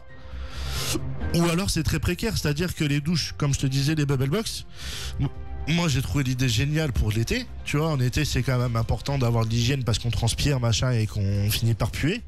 Mais en été, quand tu sors, si tu veux d'avoir pris ta douche, tu te les gèles pas. Là on est en hiver. Ouais. Tu vois, on a déjà atteint, on n'est même pas en hiver, on est en automne au mois de novembre. On vient de prendre un premier pic de froid à moins 2 degrés sur pratiquement une semaine. Et moi je m'imagine même moi mal personnellement. J'ai connu ça dans ma jeunesse où il faisait 13 degrés dans la maison. Tu prends ta douche, tu sors, tu te les gèles comme si tu chopes la mort avec les maladies et compagnie. Et et j'imagine mal la personne qui sort de ce bubble box se sécher correctement, etc. Mais t'as les cheveux mouillés, tu sors, tu t'attrapes froid. Donc je pense qu'il faudrait refaire les bains-douches. Ouais, parce qu'en plus dans les structures comme ça de piscine, t'as aussi des séchoirs à main où tu peux te sécher les cheveux, etc. Tu mets un petit coin où ils peuvent boire un café ou boire un thé, et puis ça les réchauffe, et pour voilà, enfin. Je sais pas. Au Japon, ça existe beaucoup. Hein. C'est pas une régression ou c'est pas faire l'aumône. Hein. Au Japon, ils ont ce genre de bain, douche public. Mais au Japon, t'as même les toilettes qui te nettoient les fesses après être passé aux toilettes. Je pense que si tu veux, c'est un peu ce que je t'expliquais la dernière fois en off sur l'environnement qu'il y a dans le monde de la solidarité. C'est-à-dire qu'aujourd'hui, en fait, il faudrait être médiatiquement connu pour créer quelque chose comme ça. Moi, je me rappelle, si tu veux, je sais pas si ça existait toujours, mais t'avais les toilettes au quinconce. C'était une dame pipi qui le tenait depuis X années, et un monsieur pipi, c'était un couple qui tenait ça. Au quinconce, je crois pas. Hein. Si, au quinconce, t'avais un truc comme ça. Non, mais je crois pas que ça existe maintenant. Non, je crois que ça n'existe plus. Maintenant, t'as des box, tu sais, t'as les boîtes là. Ouais, les bubble box. Mais si tu veux, t'avais un local normal où tu pouvais aller aux toilettes et tu pouvais prendre ta douche. D'accord. Et ça coûtait, je crois, 50 centimes de francs à l'époque pour aller aux toilettes. Et si tu voulais prendre ta douche, je crois que c'était 2 francs. Et c'était un truc qui tournait, en fait. Et quand cette dame est partie à la retraite avec son mari et que y a plus ce coin-là, ça a été fermé. Et c'était central, c'était dans Bordeaux. Oui, il y en avait aussi place Saint-Projet, me semble-t-il. Ouais. Mais ça remonte à plus loin, le Saint-Projet, je crois. Ouais. Et sur la Bastide, t'as aussi un bain-douche qui est devenu un théâtre et qui aurait pu permettre aux gens de pouvoir avoir accès à l'hygiène. Et je pense que cet accès à l'hygiène, il devrait être international. C'est aussi une question de santé. Bien sûr. Et ça se fait pas. Pourquoi? Je saurais pas te répondre. On a l'impression que, en fait, tout ce qui est en rapport avec l'humain, on a l'impression que ça existe de moins en moins. Tu vois, lundi, je te donne un exemple qui m'est arrivé. C'est plus utile, quoi, que c'est plus nécessaire, en fait. Ou alors que, pourtant, au Quinconce, tu vois, c'était loin, c'était vers les allées de Munich, au fond des Quinconces, t'as pas de riverains en face, t'as que des bureaux, donc c'est pas là où tu vas générer des bruits, où tu vas générer du tapage nocturne. Ouais, mais c'est pas productif. C'est pas productif et c'est humain. C'est pas rentable. Enfin si, c'était rentable, hein, parce que à 2 € la douche... je sais pas, tu peux pas après mettre ton entreprise au CAC 40, moi je pense pas. Alors tu peux pas la mettre au CAC 40, mais je pense que tu peux quand même t'en sortir avec un bon salaire. Tu vois, moi je vais te donner un exemple des toilettes que t'as à la gare Saint-Jean, où tu peux prendre une douche aussi d'ailleurs, hein, faut le dire, mais je crois que c'est 3,50 le prix de la douche. Tu peux le faire là-bas. Moi je l'ai tenu, cette caisse. Et je peux te dire qu'à la fin de la journée, quand tu fais les comptes, t'es bien. Ouais, tant mieux. Parce que c'est pas un métier quand même sympa, quoi. Alors c'est pas sympa, ça c'est sûr, mais tu te sens utile dans le sens où voilà, la personne qui a voyagé tant d'heures peut prendre sa douche, ou le SDF qui passe par là, il prend sa douche, tu vois. Et je pense que c'est ces accès-là qui manquent. Tu vois, 2 €, 3 €, 3 € c'est le prix du mètre cube au final à Bordeaux, et si t'as, on va dire, 30 personnes qui sont passées, tu vois, ça te fait pratiquement ça fait 90 € par exemple, tu vois. Si à côté t'as des gens qui sont allés aux toilettes qui ont payé 50 centimes, vu l'affluence que t'as dans une gare ou pas loin des Quinconces, peut-être que ça peut à un moment donné devenir rentable et propre, parce que aujourd'hui tu prends les toilettes publiques que t'as dans Bordeaux, la plupart elles sont dégueulasses, t'as pas envie de t'asseoir dessus pour aller aux toilettes. C'est vrai. Sans compter que à 22 h elles sont fermées pour éviter qu'il y ait des agressions à l'intérieur des toilettes. Donc ce qui fait qu'à partir de 22 h à Bordeaux, tu fais plus pipi, t'as plus le droit. T'as une pissotière à côté de la fac 2 de médecine. Oui, mais ça c'est notre faute, on n'est pas assez civil. Qu'est-ce que tu veux, hein, si on ne sait pas utiliser les outils comme ils devraient être utilisés, et si on s'en sert pour les dévoyer, pour risquer des agressions, etc., c'est normal qu'ils ferment. Après, il faut... Ouais, mais regarde, tu vois, que si t'as un bain-douche avec une personne qui tient ce bain-douche, c'est vrai. Une personne humaine ou deux, tu vois, tu peux mettre 2 personnes peut-être là, dans un lieu comme ça, t'auras ce sentiment de sécurité à la fois pour les hommes et les femmes qui y vont, sans avoir le doute de est-ce que je vais me faire attaquer, machin, etc. Mais tu as raison, mais ça tu peux même faire un complément, vu que tu utilises de l'eau, tu peux faire peut-être une laverie, tu vois, en même temps, où les gens ils viennent laver leur linge. On fait appel s'il y a un mécène là qui se sent l'âme de donner de l'eau aux sans-abri et autres personnes qui n'ont pas accès aux sanitaires ou aux douches, de rouvrir un lieu comme ça. Tu sais, je pense que c'est la solidarité qui fait peur à beaucoup de personnes. Ah mais il n'y a pas de solidarité aujourd'hui. Ah non, écoute, tu vois, lundi, je vais te raconter une anecdote sur la marotte qu'on a eue. Tu vois, moi je regarde pas les gens à qui je donne. J'ai pas envie de regarder les gens et tu t'as beau venir un jour avec un costard cravate pour prendre un café, tu viens et tu le prends en fait. Et t'as un bénéficiaire qui arrive qui me fait ouais mais j'en ai marre, c'est toujours les mêmes qui servent tous les jours. Ils font toutes les marottes, que ce soit pour les fringues, machin, etc. Et à un moment donné, je lui dis, écoute, si c'est leur moyen de revenu de gagner 20 balles dans la journée le lendemain parce qu'ils vont vendre leurs fringues, qu'est-ce que ça peut te foutre? Ben oui. S'ils ont besoin de ces 20 balles pour manger ou qu'ils ont besoin de ces 20 balles pour autre chose, qu'ils fassent en fait. Oui. Et même s'ils ont de l'argent ailleurs dans un autre pays ou dans un autre coin de France, c'est leur vie, c'est leur histoire. S'ils ont envie de le vivre comme ça, nous on a assez en alimentaire pour donner à tout le monde, donc on va pas dénigrer la personne qu'on a en face de soi. Et le problème c'est qu'aujourd'hui il faudrait avoir une certaine apparence pour bénéficier de quelque chose. Moi je fonctionne pas à l'apparence, je fonctionne à l'humain. Tu vois, pourtant, quand on distribue, on est entre le Grand Théâtre et devant le Grand Hôtel. Et puis en plus, il faut se méfier des apparences, parce que souvent, derrière les apparences, tu peux avoir de vrais drames. Hein. C'est pas parce que tu as un costume cravate que derrière, tu vis pas dans ta voiture. Hein. Mais tu sais ce que me disait Johnny ? Johnny, quand il recevait des pompes toutes neuves, si c'était de la marque, tu vois, genre Nike, Adidas, il les mettait jamais pour faire la manche. Parce que si tu veux, les gens, dès qu'ils voient que tu as des pompes de marque, ils te donnent plus d'argent. Ils te voient avec un portable, ils te donnent pas d'argent. T'es obligé en fait d'avoir. Mais c'est qui Johnny ? Johnny, c'est une personne que. Ah oui, parce que moi je croyais que tu parlais de Johnny Hallyday. Non, je m'imaginais en train de faire la manche, j'étais là, mais à la fin des concerts, il va faire la manche pour payer quoi Non, Johnny, c'est un les homme. Fringues à Laetitia, c'est ça ? Ou pour Jade. Non, mais, ça c'est sexiste. Mais non, c'est quelqu'un qui a fait 32 ans de rue, que j'ai hébergé à la maison pendant 3 ans et qui maintenant a trouvé un appartement tranquillement du côté de Blanquefort et qui explique, si tu veux, qui peut t'expliquer très facilement tous les mécanismes de la rue. Et pourquoi tu le fais pas venir un jour qu'il nous explique justement la rue ? Ouais, je peux. Ça serait super intéressant. Ouais. Parce que les gens comme ça, ils sauraient ce que vivent les gens vraiment dans la rue, tu vois. Et ouais, si tu as des chaussures de marque ou si t'es trop bien habillé, les gens ils te donnent pas. Et ouais, c'est ça. On va se faire une pause musicale et puis ensuite on va parler des arbres.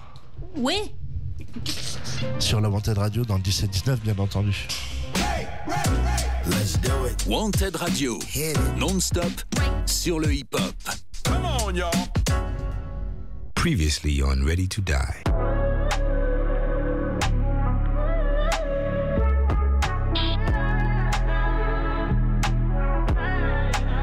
Never had a lot, this is all I need. People never care till it's R.I.P. Niggas turn their back on me for no good reason. Loyalty is priceless and it's all I need. Can't burn a bridge just to light my way. Lot of 42 on the flights I'm taking. Pouring out my soul and it might sound crazy. Lot of falling outs help me build foundation. Never had a lot, this is all I need. People never care till it's R.I.P. Niggas turn their back on me for no good reason. Never had a lot, this is all I need. Lost individuals is all I see. Grab the top spot like part of my reach. Woke up one day and it was all on me. If it comes down, it's gon' fall on me. Lot of 42 on the flights I'm taking. Long way down from the heights I'm chasing. Just touched down, I was lights out in Vegas. Girls checking in cause my lifestyle dangerous. Hard to tell people that I'm all out of favors. Call me for songs or they call me for paper. Turning off my phone for the night now, baby. Pouring out my soul and it might sound crazy. Some of my niggas don't love me. We should sit down before shit turns ugly. We should sit down since you said things about me. Never had a lot, this is all I need. People never care till it's R.I.P. Niggas turn their back on me for no good reason. Loyalty is priceless and it's all I need. Can't burn a bridge just to light my way. Lot of 42 on the flights I'm taking. Pouring out my soul and it might sound crazy. Lot of falling outs help me build foundation. Never had a lot, this is all I need. People never care till it's R.I.P. Niggas turn their back on me for no good reason. Niggas wanted to kill me and y'all still with them. Nigga, y'all chill with them. And y'all wonder why we not friends. Best thing I could do is not build with you. When I could destroy you, that takes some fucking discipline. I could send a team to come drill you. I got $1 billion or $2. and I know where the fuck you live. Niggas gotta chill with talking gangster. You should just thank us. Humble yourselves a little bit. This ain't the same Sean that you knew once. I don't shine shoes, this ain't what you want, no. All that back and forth on the internet. Nigga, we don't tennis that. Y'all gotta do something, yeah. Only thing we respect now is violence. Anything besides this, we playing violence, I'm public enemy. Niggas want to kill me and y'all want me to be friendly. Niggas want sympathy after they want to end me. Be those closest to it, be the very ones to envy. Shout out to the family. I don't want no friends no more, not many understand me. Everybody wants something. You know the price of everything, but the value of nothing. But everybody is something. You know the price of everything, but the value. Never had a lot, nothing. This is all I need. People never care till it's R.I.P. Niggas turn their back on me for no good reason. Loyalty is priceless and it's all I need. Can't burn a bridge just to lay my way. Lot of 42 on the flights I'm taking. Pouring out my soul and it might sound crazy. Lot of falling outs help me build foundation. Never had a lot, this is all I need. People never care till it's R.I.P. Niggas turn their back on me for no good reason.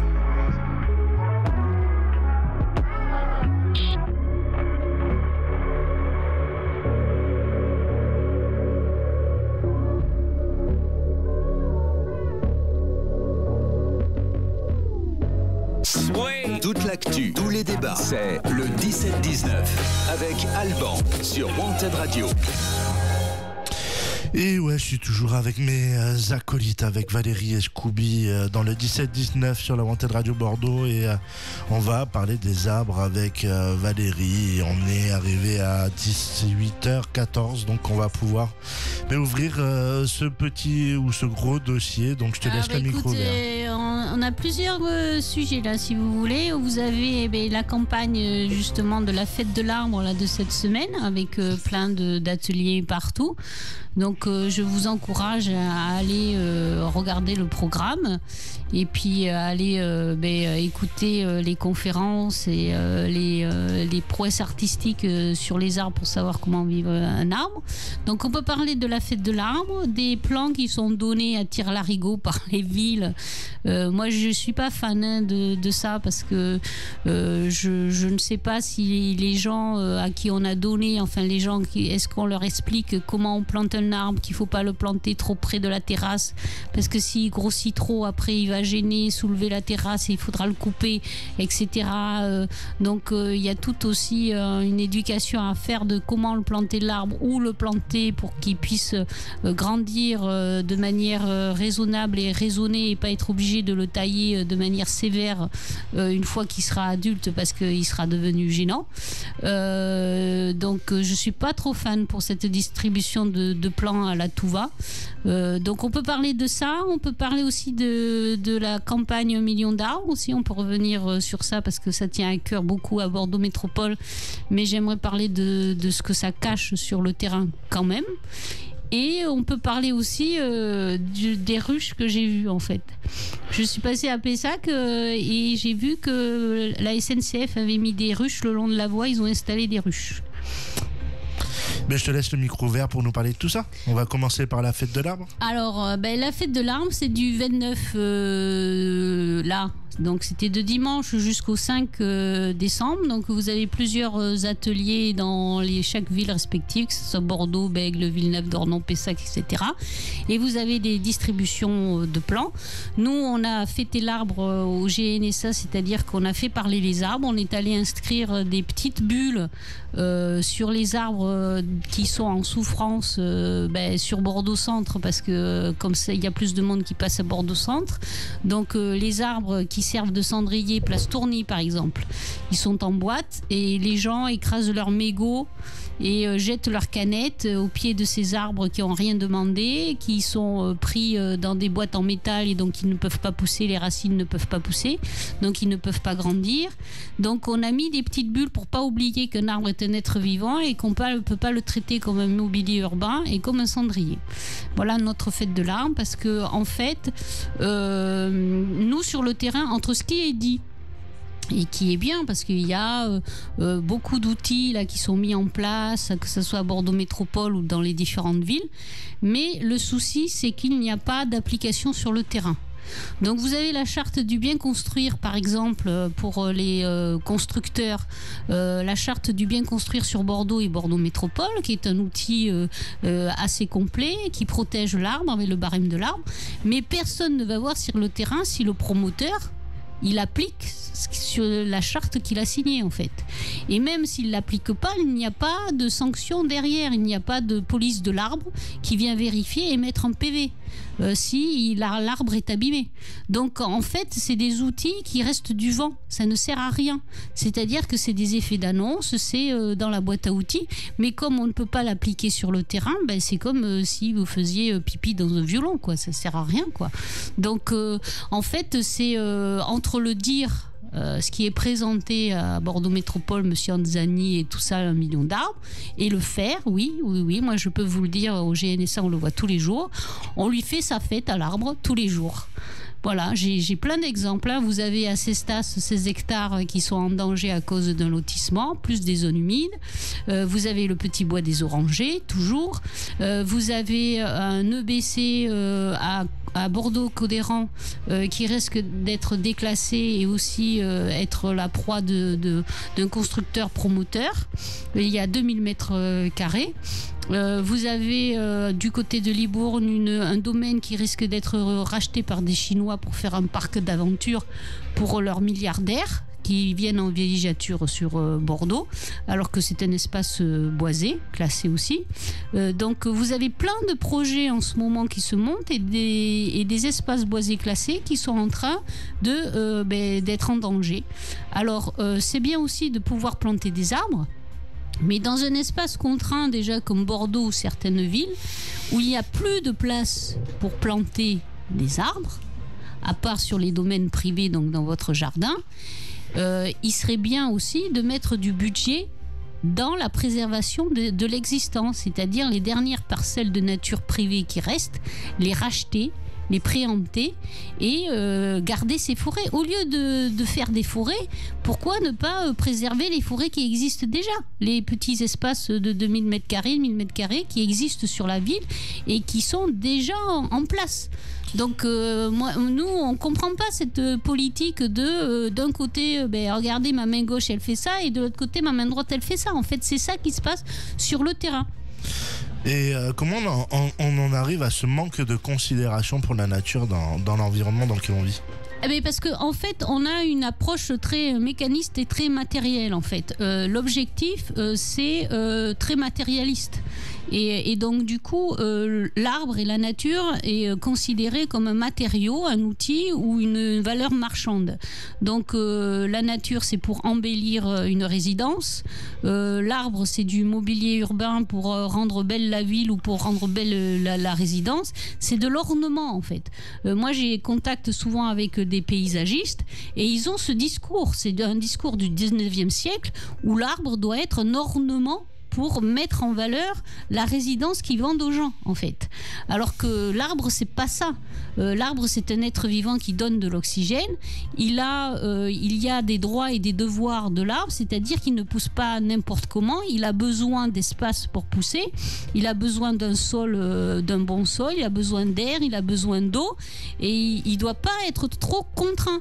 Alors, on voit ça comme, en fait, un mobilier de terrasse qu'on balade d'un point à l'autre, qu'on coupe s'il gêne et qu'on plante.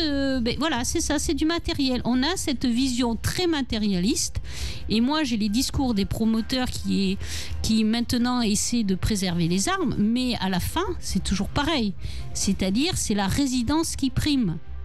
Si la résidence doit passer, l'arbre il tombera. Voilà, c'est clair, et ils me le disent clairement. Donc c'est au plus haut niveau, c'est aussi arriver au niveau des permis de construire, donc les mairies et les urbanistes, qu'ils arrêtent de donner des permis de construire là où il y a des arbres, ou alors qu'ils réduisent l'emprise au sol. C'est assez paradoxal parce qu'on parle du million d'arbres sur la métropole. Oui. Mais c'est 1 million d'arbres positifs, c'est-à-dire le bilan doit être positif entre ceux qui vont tomber et ceux qui vont être replantés, ça doit faire 1 million d'arbres. D'accord ? Mais donc c'est pas 1 million d'arbres nouveaux que l'on plante. Non, c'est le résultat à la fin. Le résultat à la fin doit faire 1 million d'arbres. D'où la gageure et le grand mensonge de façade qui est la compensation et qui sert à tout le monde, c'est-à-dire qu'on va planter pour compenser.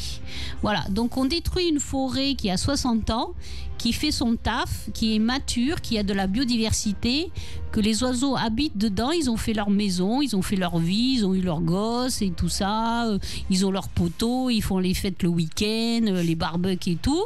Voilà, et bien on va raser cette forêt, voilà, pour faire un bâtiment et on va aller replanter des petits arbres de 5-6 ans tout chétifs, 5 ou 6 kilomètres plus loin, mais on a dit oh mais ça va parce qu'on a compensé. Et en attendant que ces petits arbres, d'abord il faudrait qu'ils poussent parce que c'est pas obligé qu'ils poussent, vu comment ils les entretiennent, ils n'ont pas de garantie de pousse. Il suffit d'aller voir les arbres qui sont plantés au parc de la Maille de Bernay à Bègle, vous allez voir la tête des arbres qu'ils ont plantés, c'est des squelettes, on ne sait même pas s'ils vont pousser ou s'ils vont mourir, ils se tâtent encore. Ils se tâtent encore, ils ne savent pas s'ils poussent ou s'ils meurent. Ça fait 2 ans qu'ils se tâtent les arbres pour savoir s'ils poussent vraiment ou s'ils meurent. Parce qu'il faut des bonnes conditions pour qu'un arbre pousse. C'est comme les enfants, hein, il faut des bonnes conditions. Et donc, du coup, ils compensent en plantant des petits arbres, mais qui doit mettre 30 ans, ou il faudra attendre 30 ans ou 40 ans qu'ils soient matures, que les oiseaux se réinstallent, que les barbecues se refassent, etc., etc. Donc, qu'est-ce que nous, on fait pendant ces 30 ans ? On attend. On attend quoi ? On attend que la canicule nous tombe sur la tête. C'est plus le ciel, hein. C'est la canicule qui nous tombe sur la tête. Parce que c'est avéré qu'un arbre rafraîchi, sous un arbre, vous avez au moins 2-3 degrés de moins. C'est pour ça qu'on aime bien aller se mettre sous les arbres. Exactement. Donc, il faut arrêter de croire que la compensation, c'est à égalité. C'est faux. Dites-vous, quand quelqu'un va venir me dire « Oui, mais on va compenser », il faut que ça fasse une alarme dans votre tête et dire « Il ment, c'est faux ». C'est impossible de compenser. Ça voudrait dire que le mec qui coupe un érable de 50 ans, il doit replanter un érable de 50 ans, la même structure, la même forme, la même variété, sur le même sol, avec les mêmes oiseaux à l'intérieur et les mêmes insectes qui ont fait leur nid dans l'arbre. C'est impossible, c'est physiquement impossible. Donc c'est un mensonge. Il faut lutter contre cette idée que la compensation, ça va résoudre les choses ou ça va aider ou améliorer les coupes. C'est faux. C'est un mensonge. Vous ne devez pas accepter de compensation. Vous ne devez pas accepter que les arbres tombent aujourd'hui. Il baille. Je vous dis tout. Il est claqué, Alban. Non, mais je suis claqué, c'est horrible. Voilà. Non, mais je sais que les discours écologiques, ça peut faire chier à mort. Ah non, je suis juste éclaté, j'en peux plus. Je crois que c'est l'émission où j'ai le plus baillé depuis le début. Là. Ah, je crois, oui. C'est abusé. Bon, t'es excusé, parce que le boulot que t'as en ce moment. Oui, mais bien sûr. Mais c'était pour expliquer aux gens, aux auditeurs, pourquoi il y a eu ce blanc. C'est qu'au moment où j'ai lâché le micro, il a commencé à bailler, donc il ne pouvait pas s'en reprendre. Plus on le dit et plus je baille, en fait. C'est pas bien ça. Voilà. Donc c'était juste pour vous dire, faites attention aux compensations, c'est faux. On ne peut pas compenser la taille d'un arbre adulte, c'est faux, c'est absolument faux, c'est archi faux. Ne vous laissez pas avoir, les gens, je vous en prie, ne vous laissez pas avoir par ça. Mais est-ce qu'aujourd'hui, justement, les discours écolos que l'on entend un petit peu partout sont pas une tromperie, en fait ? Mais en fait, moi, les discours écolos, j'avoue, je suis pas très politisée, excusez-moi, ou pas. C'est-à-dire que la vie politique actuelle ne m'intéresse pas trop, comme la plupart des gens. Je préfère aller sur le terrain et voir ce qui se passe vraiment. Et j'avoue que c'est vrai que le peu que j'entends, des fois, c'est extrêmement bizarre, en fait. Moi, je suis contre le fait qu'on doit faire peur aux gens pour la transition écologique.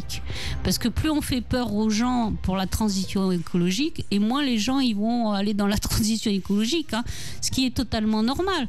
Donc il faut arrêter de leur dire que leur vie va changer. Bien sûr que leur vie a changé, mais à chaque âge, notre vie, elle change. On ne va pas vivre de la même façon à 17 ans comme à 34 ou à 64. Donc on va dire c'est l'évolution naturelle de la vie. Et là, notre climat il a changé, donc nous il faut qu'on change aussi un petit peu pour s'adapter à ça et pour essayer de sauver les meubles, quoi. Donc et ça passe par la préservation de l'arbre. Mais je rappelle n'en déplaise à tout le monde, que l'arbre, ce n'est pas le remède à tout.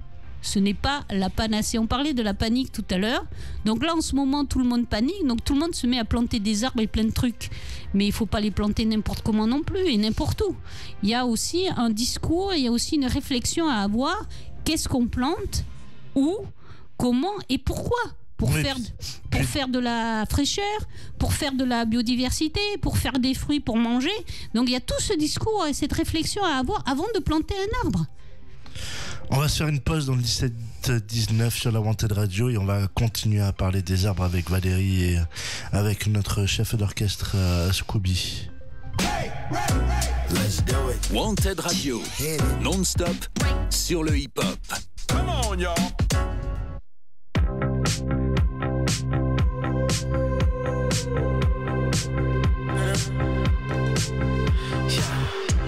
I saw you dancing in a crowded room. You look so happy when I'm not with you. But then you saw me, caught you by surprise. A single teardrop falling from your eye. I don't know why I run away. I'll make you cry when I run away. You could have asked me why I broke your heart. You could have told me that you fell apart. But you walked past me like I wasn't there and just pretended like you didn't care. I don't know why I run away. I'll make you cry when I run away. Take me back, 'cause I wanna stay. Save your tears for another. Save your tears for another day. Save your tears for another day. I made you think that I would always stay. I said some things that I should never say. Yeah, I broke your heart like someone did to mine. And now you won't love me for a second time. I don't know why I run away. Oh girl, I make you cry when I run away. Girl, take me back, 'cause I wanna stay. Save your tears for another. I realize that I'm much too late, and you deserve someone better. Save your tears for another day. Save your tears for another day.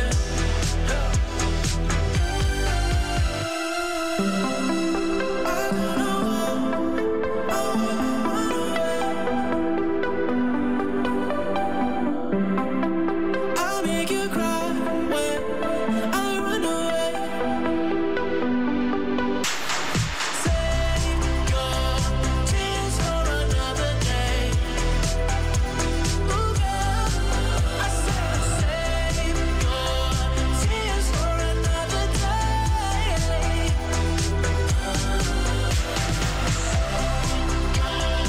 Tears for another day.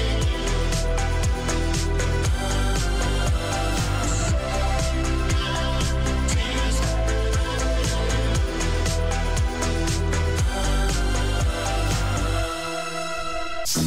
Toute l'actu, tous les débats, c'est le 17-19 avec Alban sur Wanted Radio. Et ouais, on est bien de retour sur By Radio. Non, c'est sur Wanted Radio. Ah ouais, on a failli perdre Alban pendant la pause. Ouais, non, mais il y a un gros coup de fatigue là. Ben ouais, il faut affronter le moins 2 degrés pour ça, c'est le vrai que ça drive, il pique. faut affronter la pluie, les gens l'hiver. sympas, et c'est bien, les gens qui sont moins sympas, c'est un peu plus compliqué, donc voilà, il y a des gens qui sont capables de se battre parce qu'ils se coupent la route sur un parking, j'ai vu ça lundi aussi, donc Oui. c'est vrai. on vit dans une société qui est formidable où les consommateurs entre eux se tapent dessus pour Une priorité. pour une priorité, et j'en parlais avec ma tante qui a travaillé longtemps dans des Galeries Lafayette, et me disait que quand il y avait des promos sur les poils, des fois les gens se battaient à coups de poil pour avoir la C'est vrai poêle qu'ils avaient dans les mains et pas celle d'à côté, alors que c'était pourtant la même marque et la même chose. Donc je pense qu'on doit avoir des côtés de humoristiques. C'est sûr que si on est observé par les extraterrestres, ils doivent bien se foutre dans notre gueule. Ils doivent bien se fendre la figure. Non, mais tu vois, il y a un côté, il y a un côté marrant avant qu'on parte sur les ruches de la SNCF. C'est que tu vois, t'as des gens, t'as beau avoir écrit un panneau, surtout ne rentrez pas. Ah oui. Et ils rentrent. Donc à chaque fois, t'es obligé de leur expliquer que machin. Mais c'est l'injonction contraire. Alors moi, je suis un petit peu comme ça. Surtout que je vais pas leur taper dessus parce que ça m'arrive beaucoup. J'ai envie de savoir ce qu'il y a derrière. Pourquoi je pourrais pas rentrer, quoi? Non mais t'es qui pour m'empêcher de rentrer? Ah ben, je suis le relais. Non mais il y a ce côté rigolo, et puis tu vois, il y a aussi le côté impatient où les gens ils pensent qu'en arrivant sur un drive ils ont tout de suite. Ah oui. Sauf que si tu veux, mais comme des fois t'as des clients qui viennent pas récupérer leur cam, ben tu vas pas la préparer pour rien, donc t'attends qu'ils arrivent pour que tu leur amènes le chariot. Alors quand ça dure un peu longtemps, tu les vois sur leur visage qui sont crispés, qui sont apeurés par le temps en fait. Ouais, mais les gens ne savent plus attendre. Les gens ne savent plus attendre en silence, et les gens ne savent plus attendre en faisant rien. Ils sont obligés d'être occupés par leur téléphone ou d'être occupés par quelque chose. Si tu demandes à quelqu'un de se taire et de rien dire et de rien faire pendant 5 minutes, mais tu le paniques à mort. Ah, moi je dors. Moi je fais des balades immersives dans la forêt, et les gens ne peuvent pas s'empêcher de parler. Ils sont comme s'ils avaient peur du silence de la forêt, quoi. Je suis obligée de leur dire chut. Et là, pendant 5 minutes, tu sens bien dans leur regard qu'il y a un genre de je vais être obligé d'écouter mes pensées, de ce que je pense. Oh là là, mais ça va être terrible là parce que je vais m'entendre et tout. Enfin voilà, et on en est là, au s'occuper l'esprit à fond pour pas penser. Ouais. C'est peut-être une façon de lutter contre les dépressions actuelles que les gens subissent dans l'environnement que l'on a.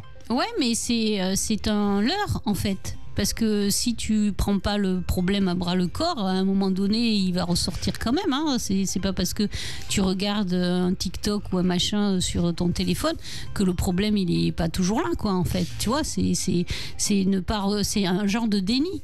Surtout que sur TikTok, t'as beaucoup de gens qui ont des problèmes mentaux. Hein. Ah oui, je sais pas, je connais pas TikTok. Ouais, mais...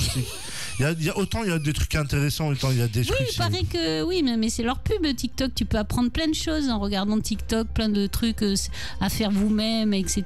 Donc c'est la nouvelle université, c'est la nouvelle encyclopédie.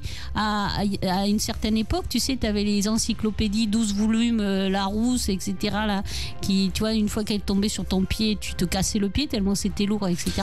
Là, maintenant, c'est TikTok. C'est ça. Voilà, c'est plus l'encyclopédie Larousse 12 volumes, c'est TikTok.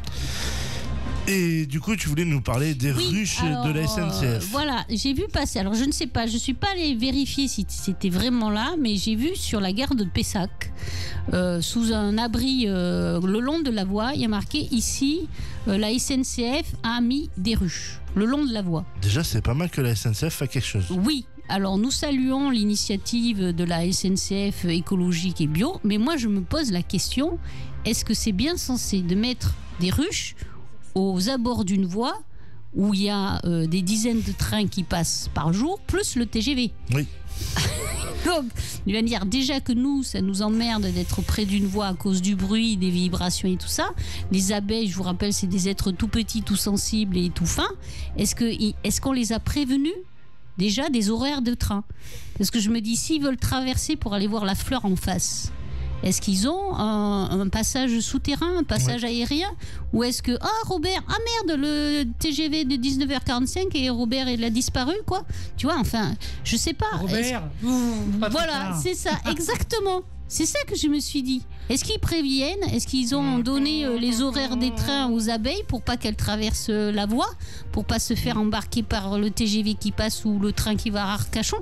Enfin, j'ai dit, mais même, est-ce qu'ils ont dû consulter un apiculteur?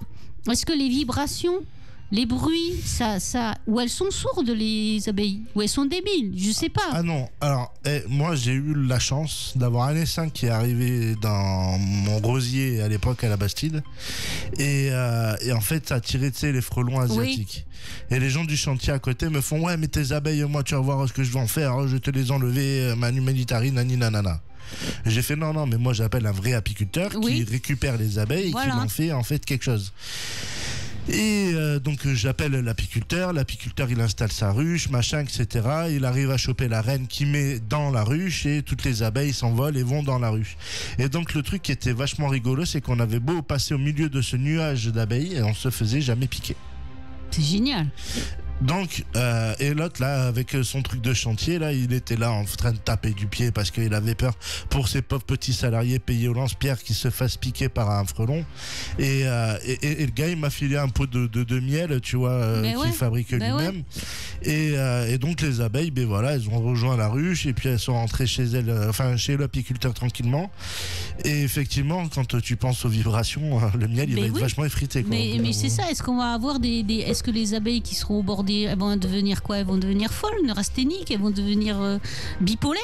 Parce que à chaque fois qu'un train va passer, tu te rends compte le bruit, la violence de la vibration et du bruit. Le miel pourrave en tout cas. Et du vent. Mais déjà, rien que pour nous, quand on est à côté d'une voie ferrée, que l'autre train passe et il y a tout qui bouge, alors pour une ruche en bois avec des petits insectes, comme on dit. Je sais pas, ils ont insonorisé les murs, ils ont fait quoi? Je sais pas, ils leur mettent du Vivaldi pour couvrir le bruit. J'ai pas compris en fait. C'est bien de mettre des ruches sur leurs friches parce qu'ils ont des friches le long de leur voie, c'est bien, mais pas au bord de la voie.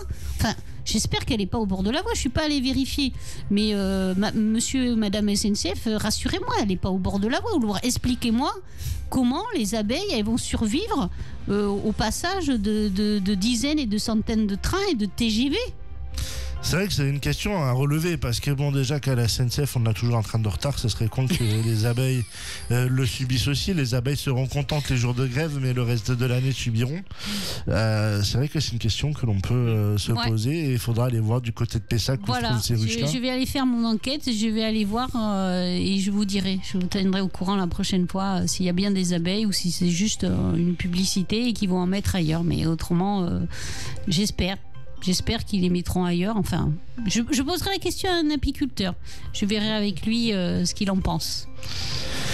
Eh bien, il est 18h39. Je vois que sur les chaînes de télévision d'information, c'est Zemmour à fond. Ouais. C'est vrai qu'hier, il a aussi tapé une colère après son intervention sur TF1 en traitant Gilles Boulot de connard. On fait dans la dentelle. Ouais, non, mais on fait que dans la dentelle avec ce personnage. Et moi, je ne comprends pas. En plus, après, c'est des gens qu'on voit à la télé qui devraient donner l'exemple, c'est-à-dire qui devraient avoir un certain respect entre les personnes, qui devraient avoir un certain parler, courtoisie, politesse, qu'ils n'ont pas. Et après, ils dénoncent les incivilités d'autres personnes, alors que eux-mêmes montrent l'exemple d'incivilité en traitant les journalistes de connards, en faisant des doigts aux autres. Et après, ils osent dire que c'est pas bien de faire des incivilités. Donc, mais il faut qu'il commence par soi-même, en fait. Quand il y a un truc comme ça, Monsieur Zemmour, vous avez qu'à commencer par vous-même et être poli vous-même. Mais tu vois, moi je me demande, parce que tu vois, la liberté d'expression, c'est un vaste domaine qui est défendu par beaucoup de monde dans notre environnement. Et quand on voit que Dieudonné, sur les propos haineux qu'il a eu envers la communauté juive, je suis étonné de voir que Zemmour a depuis quelques années maintenant des accès aux chaînes publiques ou autres, et que sous le côté on va dire sous cette liberté d'expression, on se dit, Zemmour, ok, il peut parler, alors qu'il est sexiste, islamophobe, qu'il a des propos vraiment haineux partout. Et Dieudonné. Il y a des extrêmes en fait. C'est-à-dire que d'un côté, tu as une parole lâchée où tu dis tout ce qui te passe par la tête. Et de l'autre côté, tu as une parole hyper censurée où tu peux rien dire parce que les gens ils seront pas contents, tu vois, si tu parles d'un sujet, machin, tout le monde commence à gueuler, que ça soit féministe, etc. etc. Donc en fait, moi je pense qu'aujourd'hui, dans notre société, on est dans une société des extrêmes. Les extrêmes en tout. Voilà, des extrêmes côté positif qui sont plus positifs du coup parce qu'ils sont extrêmes et des extrêmes côté négatif qui sont hyper violents et hyper choquants. Il n'y a plus de modération, il n'y a plus de courtoisie, il n'y a plus de politesse, il n'y a plus de respect. On est tout de suite dans les extrêmes quoi. Voilà, on est tout de suite, on vole, on prend la mouche, on part en vrille et c'est tout de suite les extrêmes. Et bien c'est sur ces derniers mots qu'on va se dire au revoir et qu'on va se donner rendez-vous pour le 16. Le 15 décembre. Le 15 décembre. Alban aura dormi, il va faire la sieste. Il nous a dit que demain il dormait et 24 heures durant, comme ça il sera en pleine forme. Non, je peux pas 24 heures, sinon je me fais tuer. Je voudrais juste terminer par rapport aux sondages qui sont en train d'afficher sur les différentes chaînes d'infos. J'aime bien la petite phrase qui est en dessous, c'est échantillon de 1001 personnes interrogées. C'est-à-dire que ces 1001 personnes sont censées représenter les 67 millions. Ouais. Ça, c'est un sujet qu'on pourra... C'est comme ça que font les sondages. C'est vrai, on pourrait parler des comment sont faits les sondages. C'est comme les sondages d'écoute radio. Voilà. Ça, c'est du vécu. Oui, t'as vu, c'est la... Oui, non, mais bon, voilà. On va en parler une prochaine fois. On peut en parler pour le 15. Ouais, allez, le 15, on vous parle des sondages. Voilà. Et toi, l'échantillon de 1001 personnes interrogées après la déclaration de la candidature et le 20h de TF1. Voilà. Et donc, du coup, 1001 personnes qui sont censées représenter les 67 millions. Mais tu vois, on en parlera dans 15 jours, mais les instituts de sondage, il faut que je fasse des recherches là-dessus, sont financés par des milliardaires, tout comme les médias. Donc, c'est ces milliardaires-là, en fait, qui orientent les sondages. Qui orientent les questions. Et les questions en fonction de ce que les gens veulent entendre. C'est comme quand tu fais un sondage sur un produit quelconque que tu veux acheter, tu as sur 1000 personnes, 50, on va dire 900 qui vont aimer le Nutella, et puis si tu en as plus qui ne l'aiment pas, non, faut pas dire que le Nutella c'est bon ou machin, tu vois. Et pour les sondages en politique, je l'ai appris aussi, c'est une façon, mais c'est financé par les milliardaires, faut retrouver des articles de presse et qui tient les ficelles. Je sais que ça vaut le coup d'en parler la prochaine fois plus profondément. Effectivement. Donc, la prochaine fois, on vous parlera des sondages. Voilà. Et du Père Noël. Du Père Noël. On ne sait pas s'il viendra parce que le pauvre, il peut choper le Covid. Et oui, puis il y a les frontières. Il passe les frontières. En plus, il fait partie des personnes à risque puisqu'il a plus de 65 ans. Plus de 65 ans, donc il faut faire gaffe. Donc peut-être que cette année, le Père Noël... Petit programme pour le reste de la semaine. Vendredi, vous retrouverez Yannick en direct à 19h pour présenter Hip Hop News, où il présentera toute l'actualité du hip-hop sur la scène musicale. Et ensuite, il y aura vendredi à 21h avec le Quid Urban Show. Alors, ça sera une émission particulière parce qu'on sera que tous les deux. On va vous présenter un peu parce que le Quid, c'est qui à part représenter cette émission. Donc il va aussi se présenter après 4 mois d'émission, il va enfin se présenter, dire qui il est, pourquoi il est là. Le Quid, il s'appelle le Quid. Voilà, le Quid qui présente l'émission Urban Show. D'accord. Voilà, on va savoir qui est le Quid. Qui est le Quid, voilà, et présenter aussi sa musique, son style musical et qu'est-ce qui l'a amené à vouloir faire de la radio et à présenter cette émission. Ben moi je sais qui c'est. Voilà. Mais dis pas, garde le suspense. Voilà, mais vous saurez ça vendredi à 21h en direct aussi. En attendant, pour terminer l'émission, moi ce que je propose, Alban, c'est qu'on découvre, pour ceux qui veulent regarder la télé ce soir, le programme télé. Voilà. Alors moi je vais conseiller un truc pour les nostalgiques du cinéma. Ouais. Ce soir sur Sister, il y a la suite de Rocky, donc c'est le 3 qui va être diffusé. Ouais, c'est le 3 quand il affronte Mr. T, donc Barracuda, oui. qui est pour moi l'un des plus beaux Rocky qui a pu exister sur la scène cinématographique. Et moi, j'invite les gens à se replonger un peu là-dedans, dans cette période un peu à l'ancienne, à l'américaine. Moi, je conseillerais plutôt Burger Quiz avec Alain Chabat. Parce que c'est un jeu extrêmement. Tu sais, ça fait. Moi, j'ai jamais compris, moi, le jeu.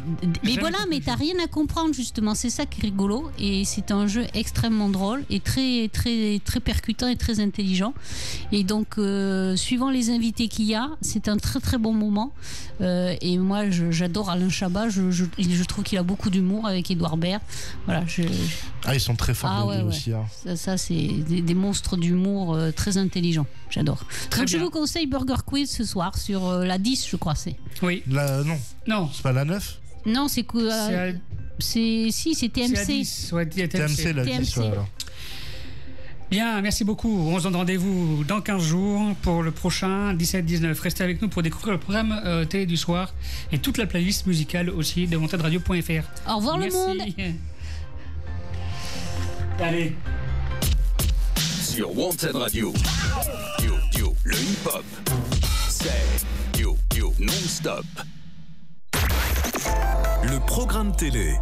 Ce soir sur TF1, votre série New Amsterdam. Sur France 2, vous allez retrouver Le Code. France 3, des racines et des ailes entre Beaujolais et Lyonnais. Canal, foot anglais avec le match Everton-Liverpool. Et puis sur M6, film événement en diffusion de Bohemian Rhapsody. Et là, on met quoi ? Eh ben, c'est là qu'on envoie la grande séquence opéra. Ah, opéra, ah ouais, d'accord. Mamma mia, mamma mia, mamma mia, let me go, Beelzebub. Ok, sur le 3e, on tape des mains. Il se passe quoi ici ? Tu le saurais si t'étais ponctuel. Je veux donner au public une chanson à interpréter. Imagine entendre des milliers de gens qui font ça ensemble. Hein ? Et les paroles dans tout ça.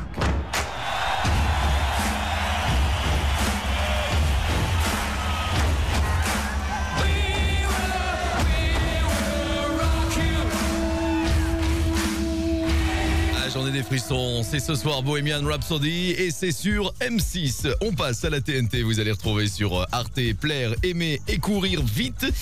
Sur TMC, Burger Quiz et sur TFX, vous allez retrouver SOS Fantôme. Voilà, je vous laisse faire votre choix et par avance, une excellente soirée devant votre télévision. Le programme télé. Let's do it. Wanted Radio, non-stop sur le hip-hop. Come on, y'all. Sur Wanted Radio, le hip-hop, c'est non-stop. How low can you go?